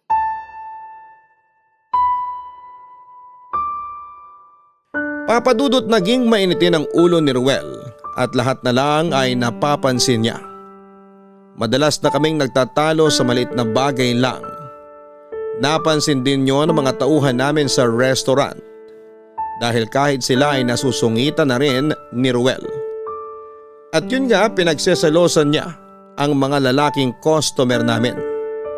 Palagi niyang binibigyan ng kahulugan ang pagtatanong at pakikipag-usap nila sa akin. Minsan tuloy ay hindi ko na alam kung saan ko ilulugar ang sarili ko para makaiwas sa mga customers naming lalaki. Mapatingin lang, iba na ang iniisip niya. Pinakiusapan ko na lang yung mga tauhan namin na sila na ang humarap at doon na lamang ako sa kaha. May mangilan-ngilan at hindi maiwasan na customer ang dumediretso ng tanong sa akin at nakikita ko na binabantayan niya ang mga reaksyon at galaw ko. Kung minsan papadudot ay nauubusan din ako ng pasensya at nasasabayan ko ang init ng ulo niya. Tahimik na lamang ako para matigil ang gulo. Ako pa rin madalas ang nauunang buwaba at umiwas sa mga pagtatalo. Pero humihingi naman siya ng pasensya at nagsusorry sa akin kapag nakita niya na tahimik na ako at hindi ko siya pinapansin, papadudot. Halos araw-araw yon na nangyayari sa amin. Minsan napapaisip ako kung hanggang kailan ba kami magiging ganon ni Ruel. Saan kaya dadalhin ng sitwasyon namin yon ang pagsasama namin? Papadudot alam ko na dinaramdam pa rin ng asawa ko ang kalagayan niya. Mahirap naman kasi talaga at masakit tanggapin ang katotohanan. Pero naunawaan ko naman siya. Kahit naman ako nung una ay hindi ko rin alam ang magiging reaksyon ko at kung ano ang gagawin ko, papadudot. Kahit pa nga sinabi ng doktor na may pag-asa kami na magkaanak. Hindi ko rin kaagad naisip yung gastos. Yung kalagayan ng asawa ko ang nasa isip ko noon. Hindi ko talaga alam kung paano siya aaluin. Kahit ako ay nasaktan din ako sa mga nalaman ko. Pero alam kong mas masakit ang nararamdaman ng asawa ko kaya naman nauunawaan ko siya. Nakakalungkot lang Papa Dudut dahil may mga pagkakataon na tinatanong niya ako kung ipagpapalit ko daw ba siya sa iba. Kung iiwan ko daw ba siya dahil hindi na niya ako mabibigyan ng anak. Umabot na siya sa punto na pakiramdam niya ay gumuho na ang pangarap naming dalawa na magkaroon ng isang masaya at buong pamilya. Pero palagi ko pa rin sinasabi na huwag kaming mawala ng pag-asa. Na nandun lang ako sa tabi niya. Pero habang tumatagal ay tumitindi talaga ang insecurity ni Ruel. Palatandaan na hindi pa niya lubusang natatanggap ang kalagayan niya. Inahabaan ko na lamang ang pasensya ko at nilalawakan ng pangunawa, Papa Dudut. Iniisip ko na lamang na darating yung time na matatanggap din niya ang katotohanan na baog siya. At maiisip niya na sa kabila noon ay meron pa rin naman kaming pag-asang magkaanak. Noong time na yon, maaaring nakatingin lamang siya sa kalagayan niya pero hindi ako tumigil sa pagdarasal. Na makikita rin niya yung pag-asa na nasa harapan niya. Umaasa ako na darating din ang pagkakataon na yon hanggang isang araw. Tere! Han! Oh, nandito ako sa kwarto. Bakit? Nasaan ba yung Siemens book ko at saka yung passport ko? Nandun sa folder na violet sa filing cabinet. Nandun lahat ng document mo sa barko. Bakit mo ba hinahanap, Han? Nakausap ko kasi yung dati kong kasamahan sa barko kanina. Si Lando. Kilala mo siya, di ba? Sabi niya may bakante raw na slot. Kung gusto ko raw, pwede akong sumakay ulit. Naisip ko, medyo naiinip na rin kasi ako sa restaurant eh. Parang gusto ko sana na sumakay ulit. Ha? Sandali lang, Han. Eh, diba, sabi mo kanina mo lang nakausap yung dati mong kasamahan? Eh, bakit parang hinahanda mo na yung passport at Siemens book? Pag-isipan mo munang mabuti. Sigurado ka na ba na gusto mo ulit sumakay? Napag-isipan ko na.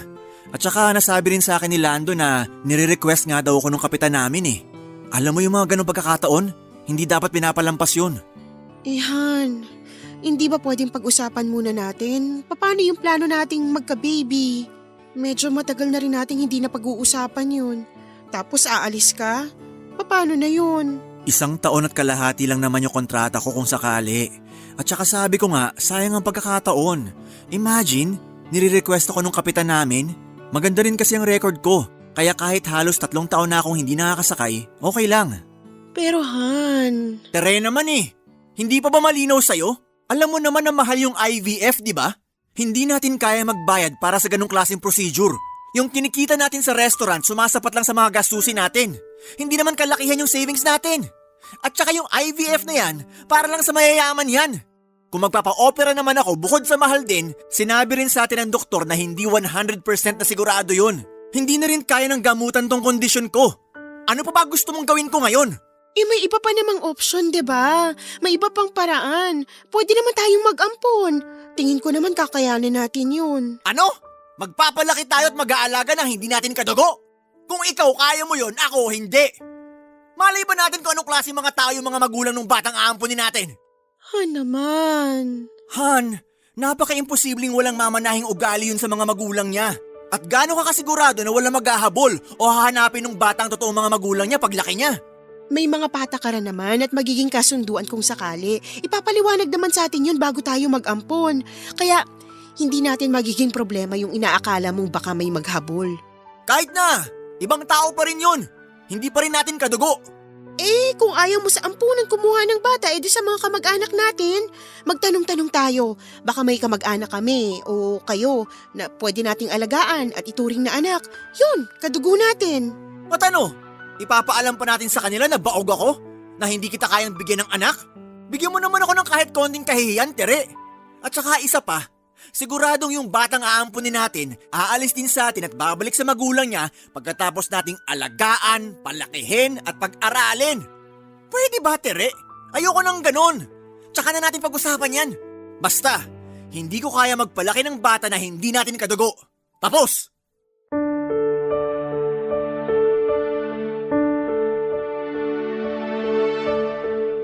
Papa Dudut, ramdam ko yung sakit sa pinagdadaanan ng asawa ko. Hindi pa niya talaga matanggap na nasa kanya ang problema. May mga gabi na alam kong hindi siya makatulog. Awang-awa siya sa kanyang sarili. Pakiramdam niya wala na siyang silbi, inutil at kung pwede ko nga lang akuin, yung sakit na nararamdaman niya ay inako ko na. Papa Dudut, para lang gumaan ang pakiramdam niya ay handa akong gawin ang lahat. Kung minsan naiisip ko na sana ako na lamang ang may problema. Siguro kakayanin kong tanggapin yon at siguro hindi kami ganito ang sitwasyon namin ng asawa ko. Yung desisyon niyang pagsakay ulit ng barko ay inisip ko na lamang na kailangan niya ng space para makahinga siya at makapag-isip-isip. Pero sa kabilang banda ay parang gustong sumama ng loob ko sa kanya, Papa Dudut. Kasi hindi man lang niya ako kinonsulta sa bagay na yon bago siya nagdesisyon. Basta nag-decide na lamang siyang sasakay ulit. Pero nang ibabaw pa rin ang pangunawa ko sa kanya at sa pinagdadaanan niya. At inisip ko na nga lang din na marahil ay yon ang paraan ng pagpapagaling niya ng sugat para unti-unti niyang matanggap ang kalagayan niya. Kaya hinayaan ko na lamang siya sa gusto niyang gawin. Masakit sa akin kasi hindi lang naman siya ang apektado ng kondisyon niyang yon. Pero ayoko na muna siyang hanapan ng tamang katwiran dahil nasa panahon siya ng kahinaan at kailangan nandun ako para alalayan siya. Lumipas na naman ang mga araw at ilang buwan at hindi na naman namin napag-uusapan ng tungkol sa plano naming magka-baby. Hanggang sa bago siya sumakay ng barko. Kinausap niya ako at hindi ko inaasahan ang mga sinabi niya.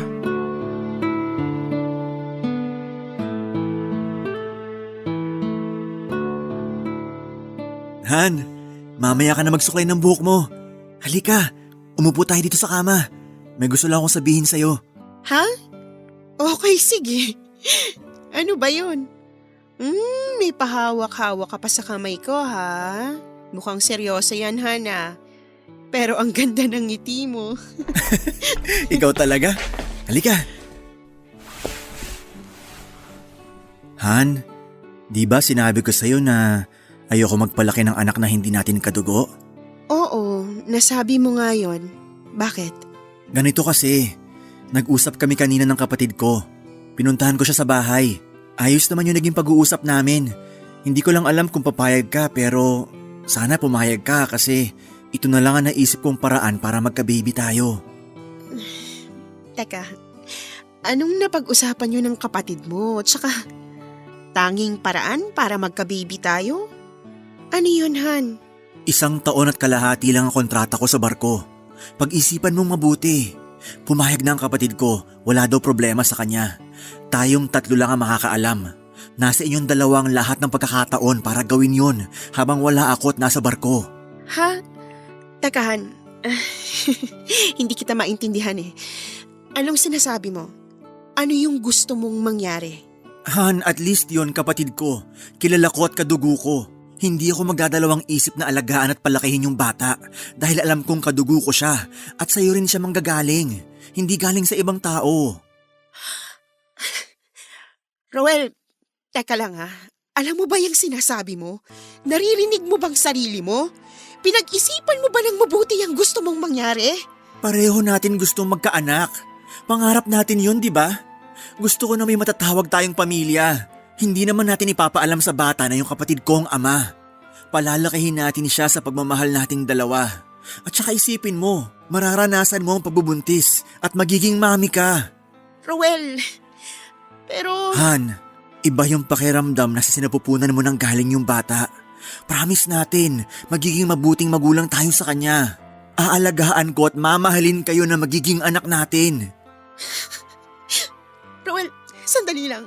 Sana naman kinausap mo muna ako bago ka nagdesisyon. Pinag-usapan muna sana natin to. Sana naisip mo muna ang nararamdaman ko. Tinanong mo muna sana ako kung okay lang sa akin yun. Oo, gustong-gusto natin na magka-baby at pangarap natin yun sa simula pa lang. Gusto ko rin maramdaman yung may baby sa loob ng tiyan ko. Pero kapatid mo si Jerome. Hindi ko alam kung kaya kong gawin yung hinihiling mo. Han, kaya nga nag-uusap tayo ngayon eh. At saka may time ka naman para mag-isip at magdesisyon. Mahal na mahal kita. Alam kong wala kang ibang pangarap kundi ang magkaroon ng anak. At ganun din ako. Yun din ang gusto kong maranasan mo. Pero hindi ko nga kasi maibibigay sa iyo yun eh. Baog ako! Walang silbi! Inutil! Hindi mo ba naiintindihan yun? Ruel. Tere, hindi rin naman tayo mayaman eh. Hindi natin kaya maglabas ng malaking pera sa mga kung ano-anong procedure at operation na yan. Wala ring silbi ang gamutan. Tere, kahit man lang sa ganung paraan, maibigay ko sa iyo ang pangarap mo. Ginagawa ko lahat to para sa iyo. Dahil mahal na mahal kita. Para sa akin, Ruel? Para sa akin nga ba? Para sa akin nga ba o para sa'yo? Ewan ko, Ruel. Hindi ko na alam.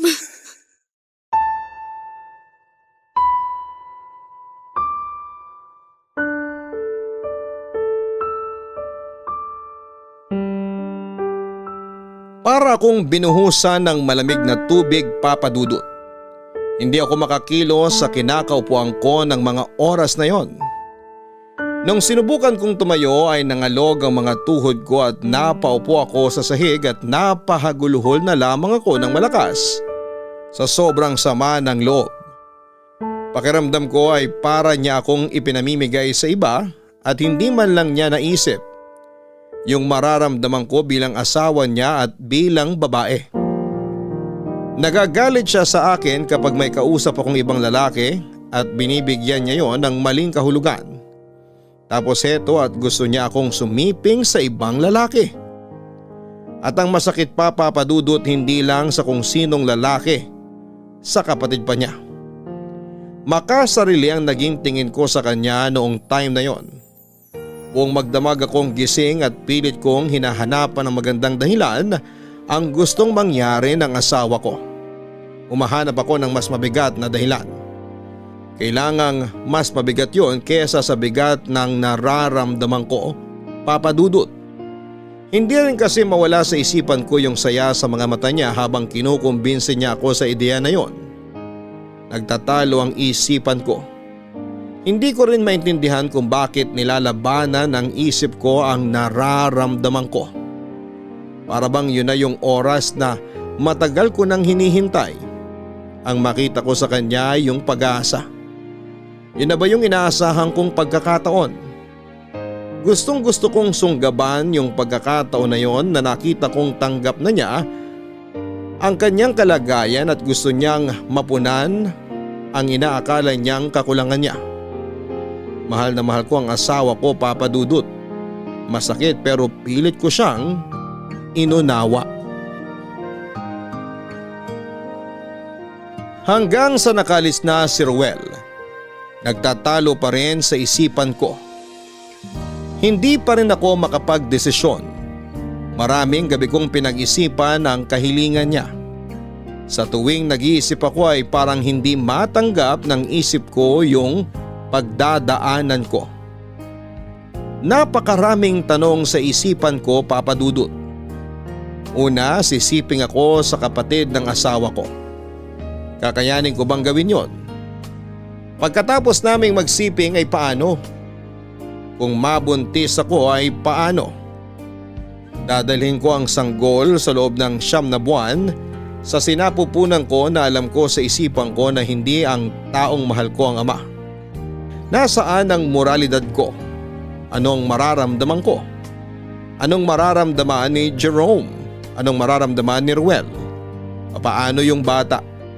Kakayanin ba ng konsensya ko na palalakihin namin siya sa kasinungalingan at habang buhay na pagtatagpa ng katotohanan? Ang bigat po, Papa Dudut, pero sa isang bahagi ng isipan ko ay sumisigaw, yung pagmamahal ko sa asawa ko. Yung ginawa niyang sakripisyo para sa akin. Yung ginawa niyang pagtanggap sa inaakala niyang kakulangan niya. At dahil sa kagustuhan niyang mapunan yon, nilunok niya ang pride niya kahit napakasakit para sa kanya. Hinarap niya yung malaking insulto sa pagkalalaki niya. At sa akin naman, Papa Dudut, yung kapag ginawa ko yung pakiusap niya, alam kong magiging masaya siya dahil katuparan yon ng pangarap niya, ng pangarap naming dalawa. Papa Dudut, gulong-gulo talaga ako ng panahon na yon. Parang sasabog ang utak ko. Gusto ko munang ibaling sa ibang bagay ang isipan ko. Kaya naman minabuti kong magpaalam kay Ruel, sa mama at papa niya, na babalik ako sa trabaho ko bilang nurse sa ospital. Gusto kong maiba yung mundong ginagalawan ko. Nag-apply ako sa isang public hospital sa Manila at natanggap din naman ako kaagad. Nalibang ako, Papa Dudut, sa aking trabaho. Namiss ko rin ang pagiging nurse at hindi ko namalayan ang paglipas ng mga araw at buwan hanggang isang araw ng day off ko. Nandito yung kotse ni Tere. Nandito kaya siya sa bahay? Sana. Makapag-doorbell nga.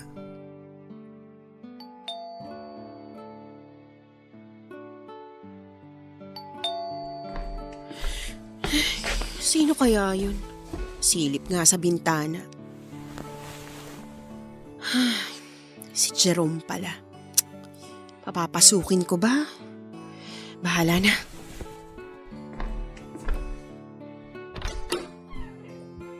Jerome, napadalaw ka. Halika, tuloy ka. Salamat. Buti nandito ka sa bahay niyo. Akala ko kasi wala ka eh. Baka kako hindi mo lang ginamit yung kotse mo. Nagbaka sakali lang ako. Kanina pa kasi ako tumatawag sa cellphone mo, hindi mo naman sinasagot. Sinubukan ko ring tumawag sa landline niyo kaso hindi mo rin sinasagot. Medyo nag-alala lang din ako. Ganun ba? Upo ka muna. Salamat. Ay, nakaupo rin. Pasensya ka na. Nag-alala lang talaga ako. Baka kasi kung ano na nangyari sa'yo. Tinawagan kasi ako ni Kuya kagabi. Sabi niya, kumustahin daw kita. Tinanong niya kung tinawagan mo na raw ba ako at kung nagkausap na raw ba tayo. Ang sabi ko hindi pa. Kaya pinapunta niya na ako ngayon. Ganun ba? Anong gusto mo? Juice o coffee? Kahit ano, okay lang sa akin. Salamat. Okay, sige. Sandali lang at ikukuha kita sa kusina Tere? Ba't sumunod ka pa rito? Gusto ko lang kasing itanong kung nakapagdesisyon ka na. Tere, alam ko na mahirap yung hinihingi ni Kuya. Ang totoo niyan, tumanggi nga rin ako nung una pero naawa kasi ako sa kanya. Lalo na nung umiiyak siya habang nakikiusap sa akin na punan ko raw yung pagkukulang niya sa'yo. Ilang beses ko ring pinag-isipan kasi syempre, asawa ka ng kuya ko eh. Oo nga, at saka, diba, may girlfriend ka? Oo, meron. Takot nga ako malaman din niya eh. Hindi ko alam kung paano ko itatago sa kanya to kung sakali.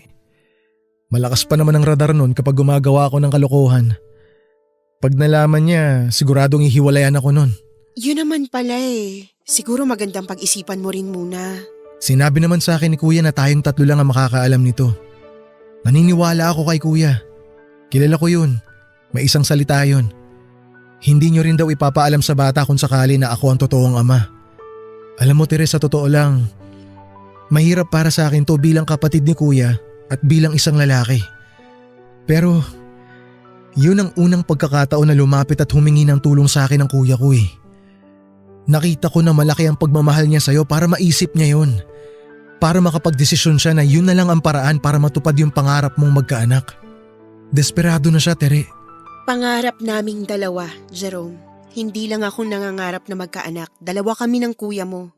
Tsaka, hindi ko pa rin alam, Jerome. Hindi pa ako makapag-decide.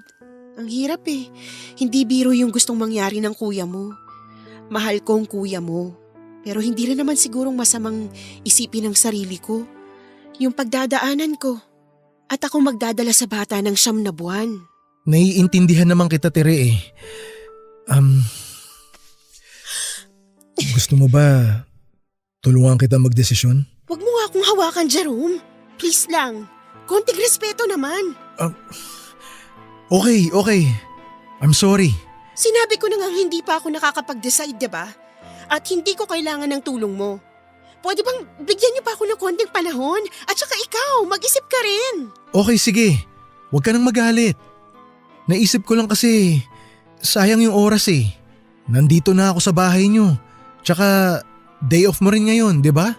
So, anong gusto mo mangyari? Baka kako pwede na nating gawin para matapos na to. Para hindi na tayo mahirapan. Tsaka isipin mo, isang gabi lang ang sagot sa problema niyo ni Kuya. Tumahimik ka nga. Hindi mo ko kailangang madaliin. At hindi ikaw ang magdedesisyon.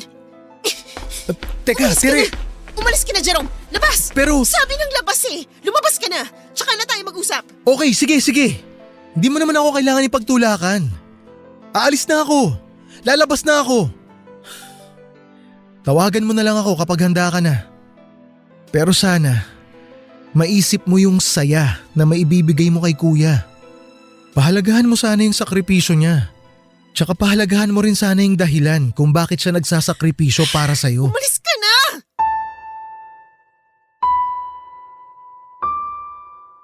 Papadudot nakaramdam ako ng insulto at galit dahil feeling ko ay binastos ako ni Jerome at parang kinokonsensya pa niya ako. Alam ko na mahal niya ang kuya niya pero hindi biro ang gusto nilang mangyaring magkapatid. Papadudot. Naglalaban sa isipan ko ang pagmamahal ko sa asawa ko. Ang kagustuhan ko ring magkaanak at ang pinagdadaanan ko, ang moralidad. Hindi ko na lamang alam kung ano ang tama at dapat. Kung papayag ako sa gusto mangyari ni Ruel, hindi ako sigurado kung magiging masaya nga ba kaming dalawa dahil magkakababy kami o kung paano namin dadalhin ang isang malaking kasinungalingan. Pero ang isang inaalala ko rin ay kung hindi ko gagawin, malaking frustration yon para sa kanya. Baka tuluyan na nga siyang magbago at masira ang pagsasama namin, Papadudot. Isang gabi tinawagan ako ni Ruel. Nangumusta. Pero hindi niya ako madiretso kung nakapagdesisyon na ba ako o may nangyari na ba sa amin ng kapatid niya. Ako nang nagsabi sa kanya na wala pang nangyayari sa amin ni Jerome. Noong marinig niya nga ang sinabi ko, isang daling katahimikan at isang malalim na buntong hininga ang ginawa niya. Pagkatapos ng sandaling katahimikan, nanginginig ang boses niyang sinabi sa akin nang may pakiusap na sana raw ay maunawaan ko siya. Wala siyang ibang hangad, kundi ang maibigay ang pangarap ko dahil mahal na mahal niya ako. Pagkatapos naming mag-usap ay parang gusto kong sumigaw at maggalit sa kanya, Papadudot.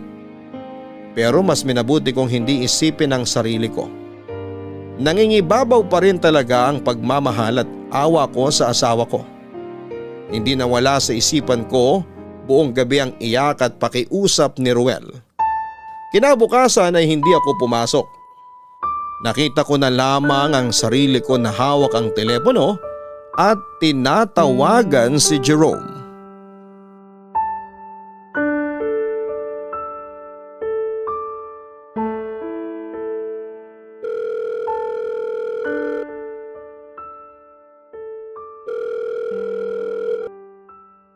Hello? Hello, Jerome. Hello, Tere. Jerome. Oh, napatawag ka. Wait lang, pasok lang ako sa kwarto. Baka may makarinig eh.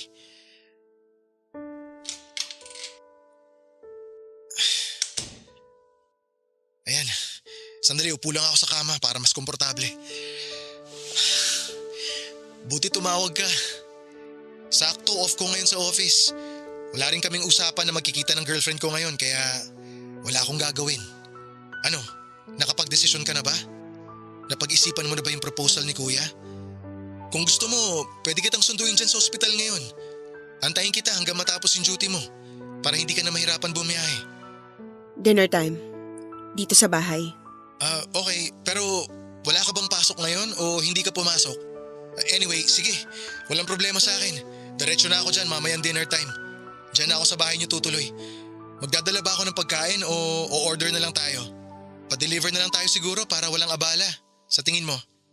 Magdadala na rin ako ng wine para mas okay. Promise, Tere. Mabilis lang yon. Sisiguruhin kong hindi ka...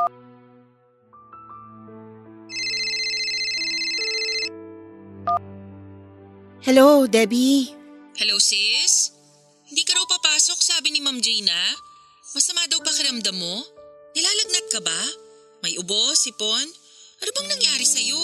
Wala naman akong lagnat. Hindi rin ako inuubo o sinisipon. Masakit lang talagang ulo ko pagising ko tsaka medyo masakit ang katawan ko. Itutulog ko lang siguro to. Mamaya okay na ako. Ganun ba? Naku baka tumuloy sa lagnat tapos trangkaso yan ha? Uminom ka na ba ng gamot? Oo, nakainom na ako ng gamot kaya medyo bawas na rin yung sakit ng ulo ko. Buti naman. Kailangan mo ba ng kasama? Pwede ako mag-undertime mamayang after lunch para masamahan kita dyan. Magpapaalam ako kay Ma'am Gina. Hindi na sis, pahinga lang to. Hindi mo na kailangang pumunta at samahan pa ako rito. Sakit lang ng ulo to, ano ka ba? Okay lang ako. Nakakakilos pa naman ako, no? Salamat. Sure ka ha? Kasi pwedeng uwi lang ako saglit tapos kuha lang ako ng gamit sa bahay then fly na ako dyan. Hindi na nga, okay nga lang talaga ako. O sige, puntahan na lang kita mamaya pag out ko. Dadalang kita ng dinner. Naku, wag na. Okay lang talaga ako sis. Ito naman parang sira. Tsaka tumawag din ng mama ni Roel. Pupunta sila ni Papa mamayang lunchtime kaya hindi naman ako mag-isa dito sa bahay. Wow, ang sweet ng mga biyanan mo. Buti naman kung ganun. At least may makakasama ka dyan kahit papano. Oo nga eh. Sabi ko nga wag na rin silang pumunta kasi kaya ko naman. Kaso mapilit si mama eh. Baka magtampo naman pag tinanggihan ko. Ay ganun? Pero ako okay lang na magtampo. Ay. Gaga, ano ka ba? Ikaw naman kasi naiintindihan mo pag sinabi kong hindi malala tong kalagayan ko. Tsaka, alam mo naman yung konting sakit lang ng ulo. Daanin lang sa pahinga okay na. Yung biyenan ko, hindi niya maiintindihan yon kasi syempre may halong pag-aalala yon. Tapos wala pa si Roel dito. Oo na, sige na, naiintindihan ko naman. O siya sige, magpahinga ka na nga. Text mo na lang ako o tawagan mo na lang ako kapag may kailangan ka ha. O kung hindi matutuloy yung mga biyanan mo para ako na lang ang pupunta dyan. Pwede dyan na rin ako matulog para sabay na tayong pumasok bukas. Okay, sige. Salamat ulit sis ha. Tatawagan kita mamaya pag okay na ako. Tulog muna ako. Salamat ulit. Okay ka lang talaga ha? Oo nga. O sige, ingat ka. Bye! Bye. Thank you.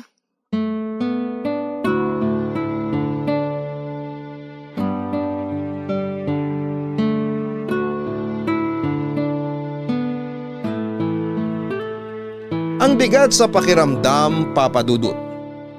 Parang may pinong-pinong kumukurot sa puso ko.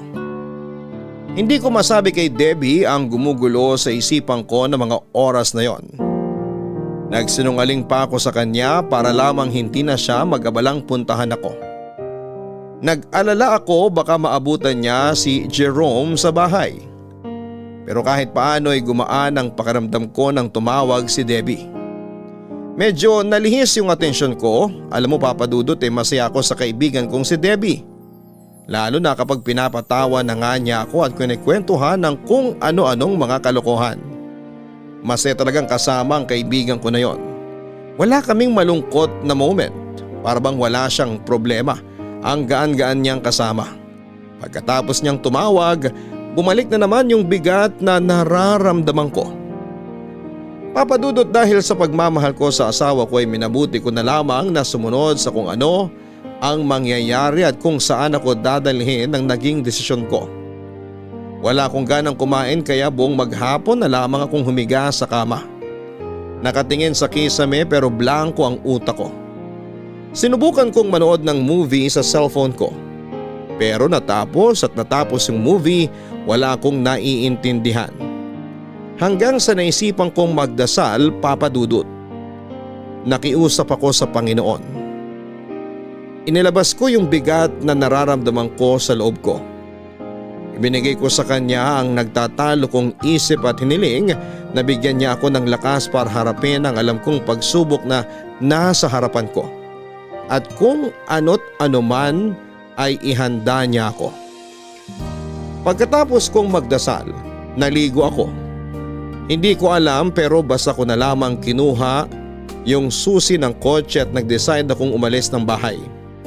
Nag-message ako kay Debbie na okay lang ako at huwag na niya akong alalahanin. Pumunta ako sa isang lugar kung saan ay walang nakakaalam at walang makakasunod. Wala akong ibang pinagsabihan kahit kay Debbie at hindi ko sinabi kung saan ako pupunta, Papa Dudut. Nagstay ako doon hanggang sa kinabukasan. Pagising ko ay nakita ko ang maraming missed call ni Jerome. Pati na rin ang asawa ko, Papa Dudut. Naisip ko na magalit na sila kung magagalit pero hindi ko talaga kayang gawin ang gusto nilang mangyari. Halos isang linggo din na tumatawag ang asawa ko at si Jerome pero hindi ko sila sinasagot. Ilang beses din akong pinuntahan ni Jerome sa bahay at sa trabaho pero hindi ko talaga siya hinaharap. Nagtataka na nga pati ang kaibigan ko sa tuwing pumupunta si Jerome sa trabaho at hinahanap ako pero pinapasabi ko na wala ako kapag nakikita ko si Jerome. Hindi ko alam pero parang kumukulo na ang dugo ko. Tinubuan na ako ng buwisit sa taong yon. Hindi ko naman masabi sa kaibigan ko kung ano ang dahilan. Kaya ano-ano na lamang ang dinadahilan ko sa kanya. Hanggat maitatago ko ang mga nangyari ay itatago ko, Papa Dudut. Sinasalang-alang ko rin kasi ang asawa ko. Kung sasabihin ko sa kaibigan ko baka hindi niya maintindihan at mag-iba ang tingin niya kay Ruel. Magagandang bagay lang din kasi ang naikikwento ko sa kanya tungkol sa asawa ko. Hanggang siguro'y napagod na rin si Jerome at tumigil na rin sa pagtawag at pagbunta sa bahay at trabaho ko. Inisip ko na naiintindihan na rin niya ako. Na ayaw ko siyang makausap at alam na niya ang desisyon ko. Kaya hinayaan na niya ako. After a week ay sinagot ko na nga mga tawag ng asawa ko pero puro lang siya pangungumusta. Hindi na siya nagbabanggit tungkol sa nangyari, Papa Dudut. Hindi na rin namin napag-uusapan yung tungkol doon sa tuwing tumatawag siya. Kinukumusta na lang niya ako sa trabaho at ako naman ay puro mga tungkol sa nag-handle kong mga pasyente ang nakukwento ko sa kanya.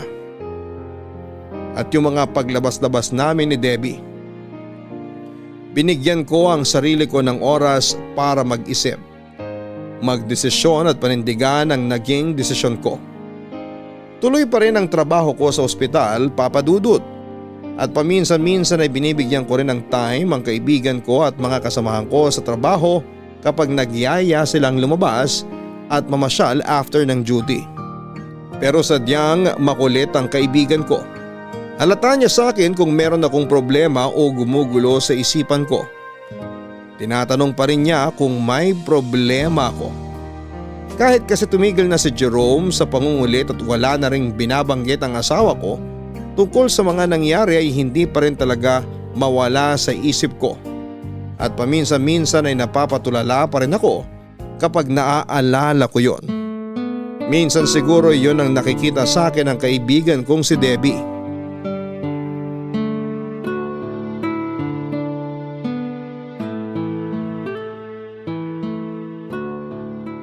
Sis, anong binili mong ulam kay Mang Jerry? Pritong tilapia at saka ginataang kalabasa. Ay, bongga!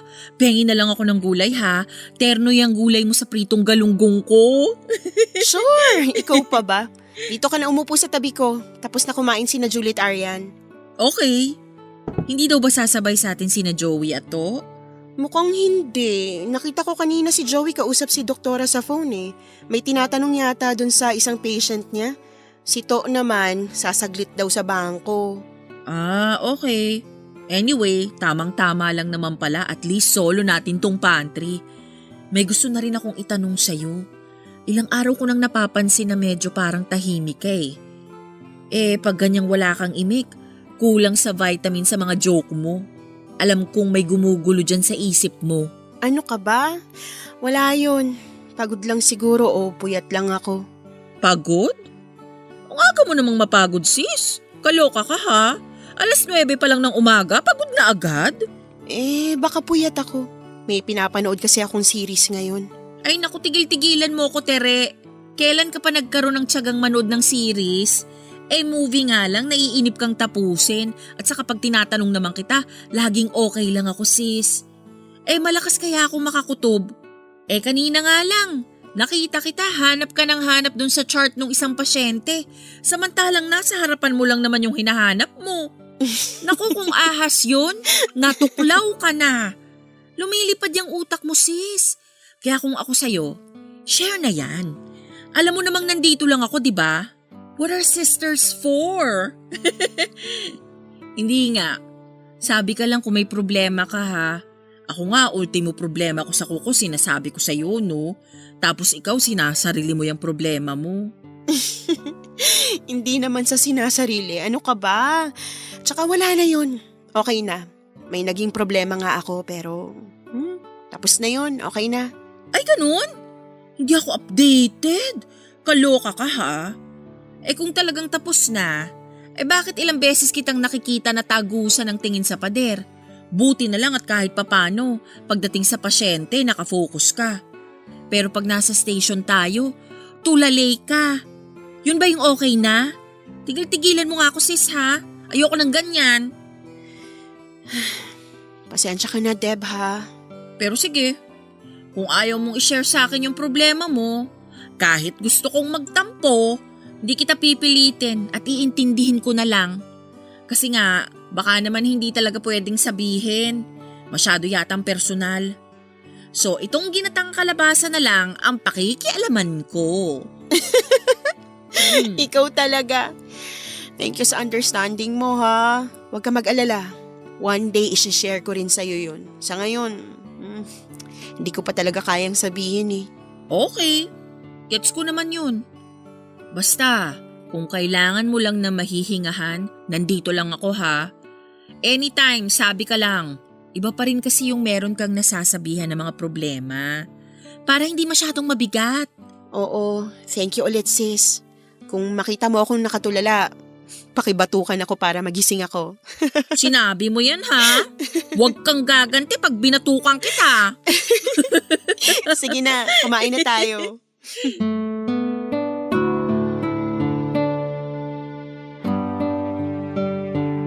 Papadudot, totoo nga yung kahit na hindi mo masabi sa kaibigan mo ang mga problema. Pero yung malaman mo na handa silang makinig sa iyo at nandyan lamang sila para sa iyo, sa akin ay sapat na yon. Kahit papaano ay nababawasan yung bigat na nararamdaman mo sa loob kapag meron kang mga ganong klase ng kaibigan. Pero yun na nga, nung time na yon, hindi pa rin talaga ako handang magsabi sa kanya. At masaya naman ako dahil kahit ganoon, nakuha niya akong unawain. Pero paminsan-minsan ay natatawa na lamang ako kapag nagpa-follow up siya at nagpapa-update. Madalas ay tinototoo nga niya ang pagbatok sa akin at ipapaalala niya ang naging usapan namin. Magkakatawanan na lamang kaming dalawa. Nagtataka yung mga kasamahan namin pag nakikita nila si Debbie na binabatukan ako at nauuwi sa tawanan. Maya-maya nagtatanong na yung mga kasamahan namin kung ano daw ba ang pinagtatawanan namin at bakit daw ako binabatukan ni Debbie. Tawa na lang din ang sinasagot namin sa kanila. Para daw kaming mga sira, ang lakas daw ng tama namin ng kaibigan ko. Pero alam mo, Papa Dudut, masaya ako kasi kahit papaano ay may kaibigan ako at kasama na tumatawa kahit na hindi niya alam ang problema ko at sa kabila noon, nauunawaan niya ako. At palagi niyang pinapaalala sa akin na nandun lang daw siya at nakahanda siyang makinig sa lahat ng problema ko. Malaki din talaga ang pasalamat ko sa Diyos dahil binigyan niya ako ng pagkakataon na makilala ko ang kaibigan kong si Debbie. Sa sobrang busy namin sa trabaho, Papa Dudut, ay hindi ko na rin namalayan ang paglipas ng mga araw. Hanggang sa natapos na ni Ruel ang kontrata niya at isang gabi ay dumating na lamang siya nang walang pasabi.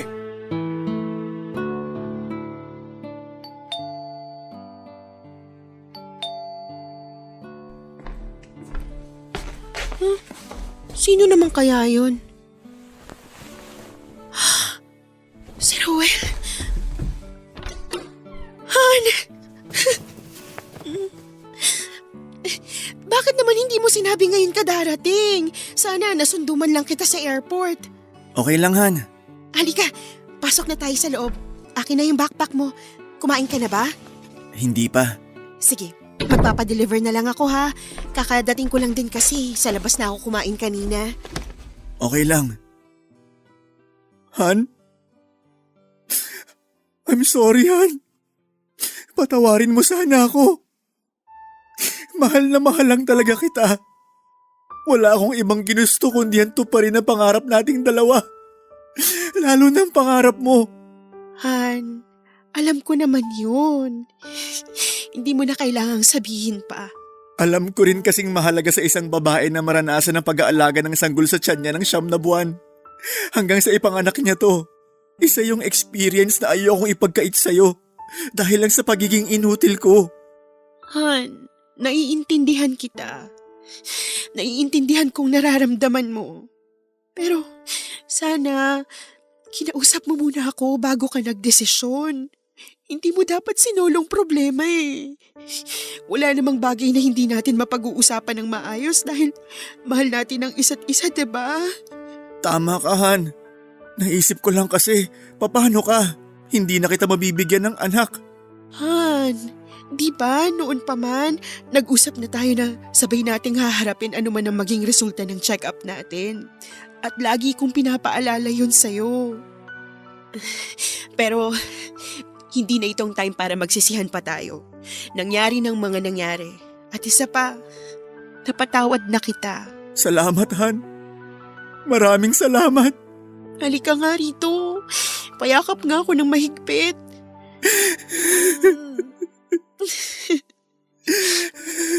Tandaan mo, mahal na mahal kita. Huwag mong isipin na mag-isa ka lang na humaharap sa mga problema. Asawa mo ko, kabiyak, kaibigan, at kasama sa lahat ng pagkakataon. Ang problema mo, problema ko rin. Tumingin ka sa akin, Han. Gusto kong sabihin sa'yo na ikaw ang pinakamahalaga sa buhay ko. At gusto kong malaman mo na hindi ka kulang. Walang kulang sa'yo. Sadyang hindi lang tayo perpekto. At wala namang taong perpekto. Yung malaman ko na kaya mong kalimutan ang sarili mo para sa akin, para sa pangarap ko, sapat na yun.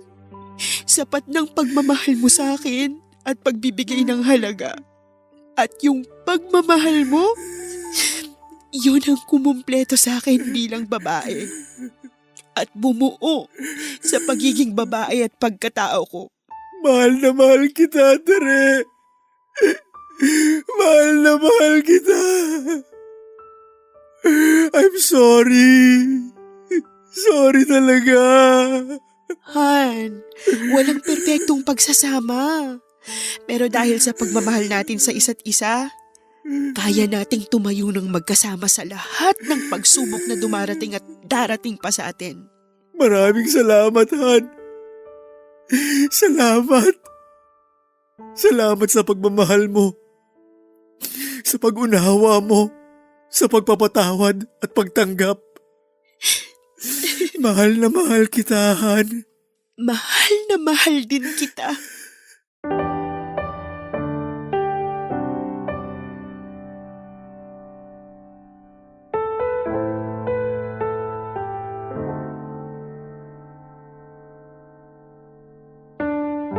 Papadudot muli kong niyakap ng mahigpit ang asawa ko. Pinaramdam ko sa kanya ang pagpapatawad at gusto kong maramdaman niya na hindi niya dapat isiping wala siyang silbi dahil sa kanyang kalagayan. na hindi lamang ang pagbibigay ng anak ang kanyang silbi sa buhay naming dalawa bilang mag-asawa. Hindi rin hadlang ang kalagayan niya para hindi kami maging masaya.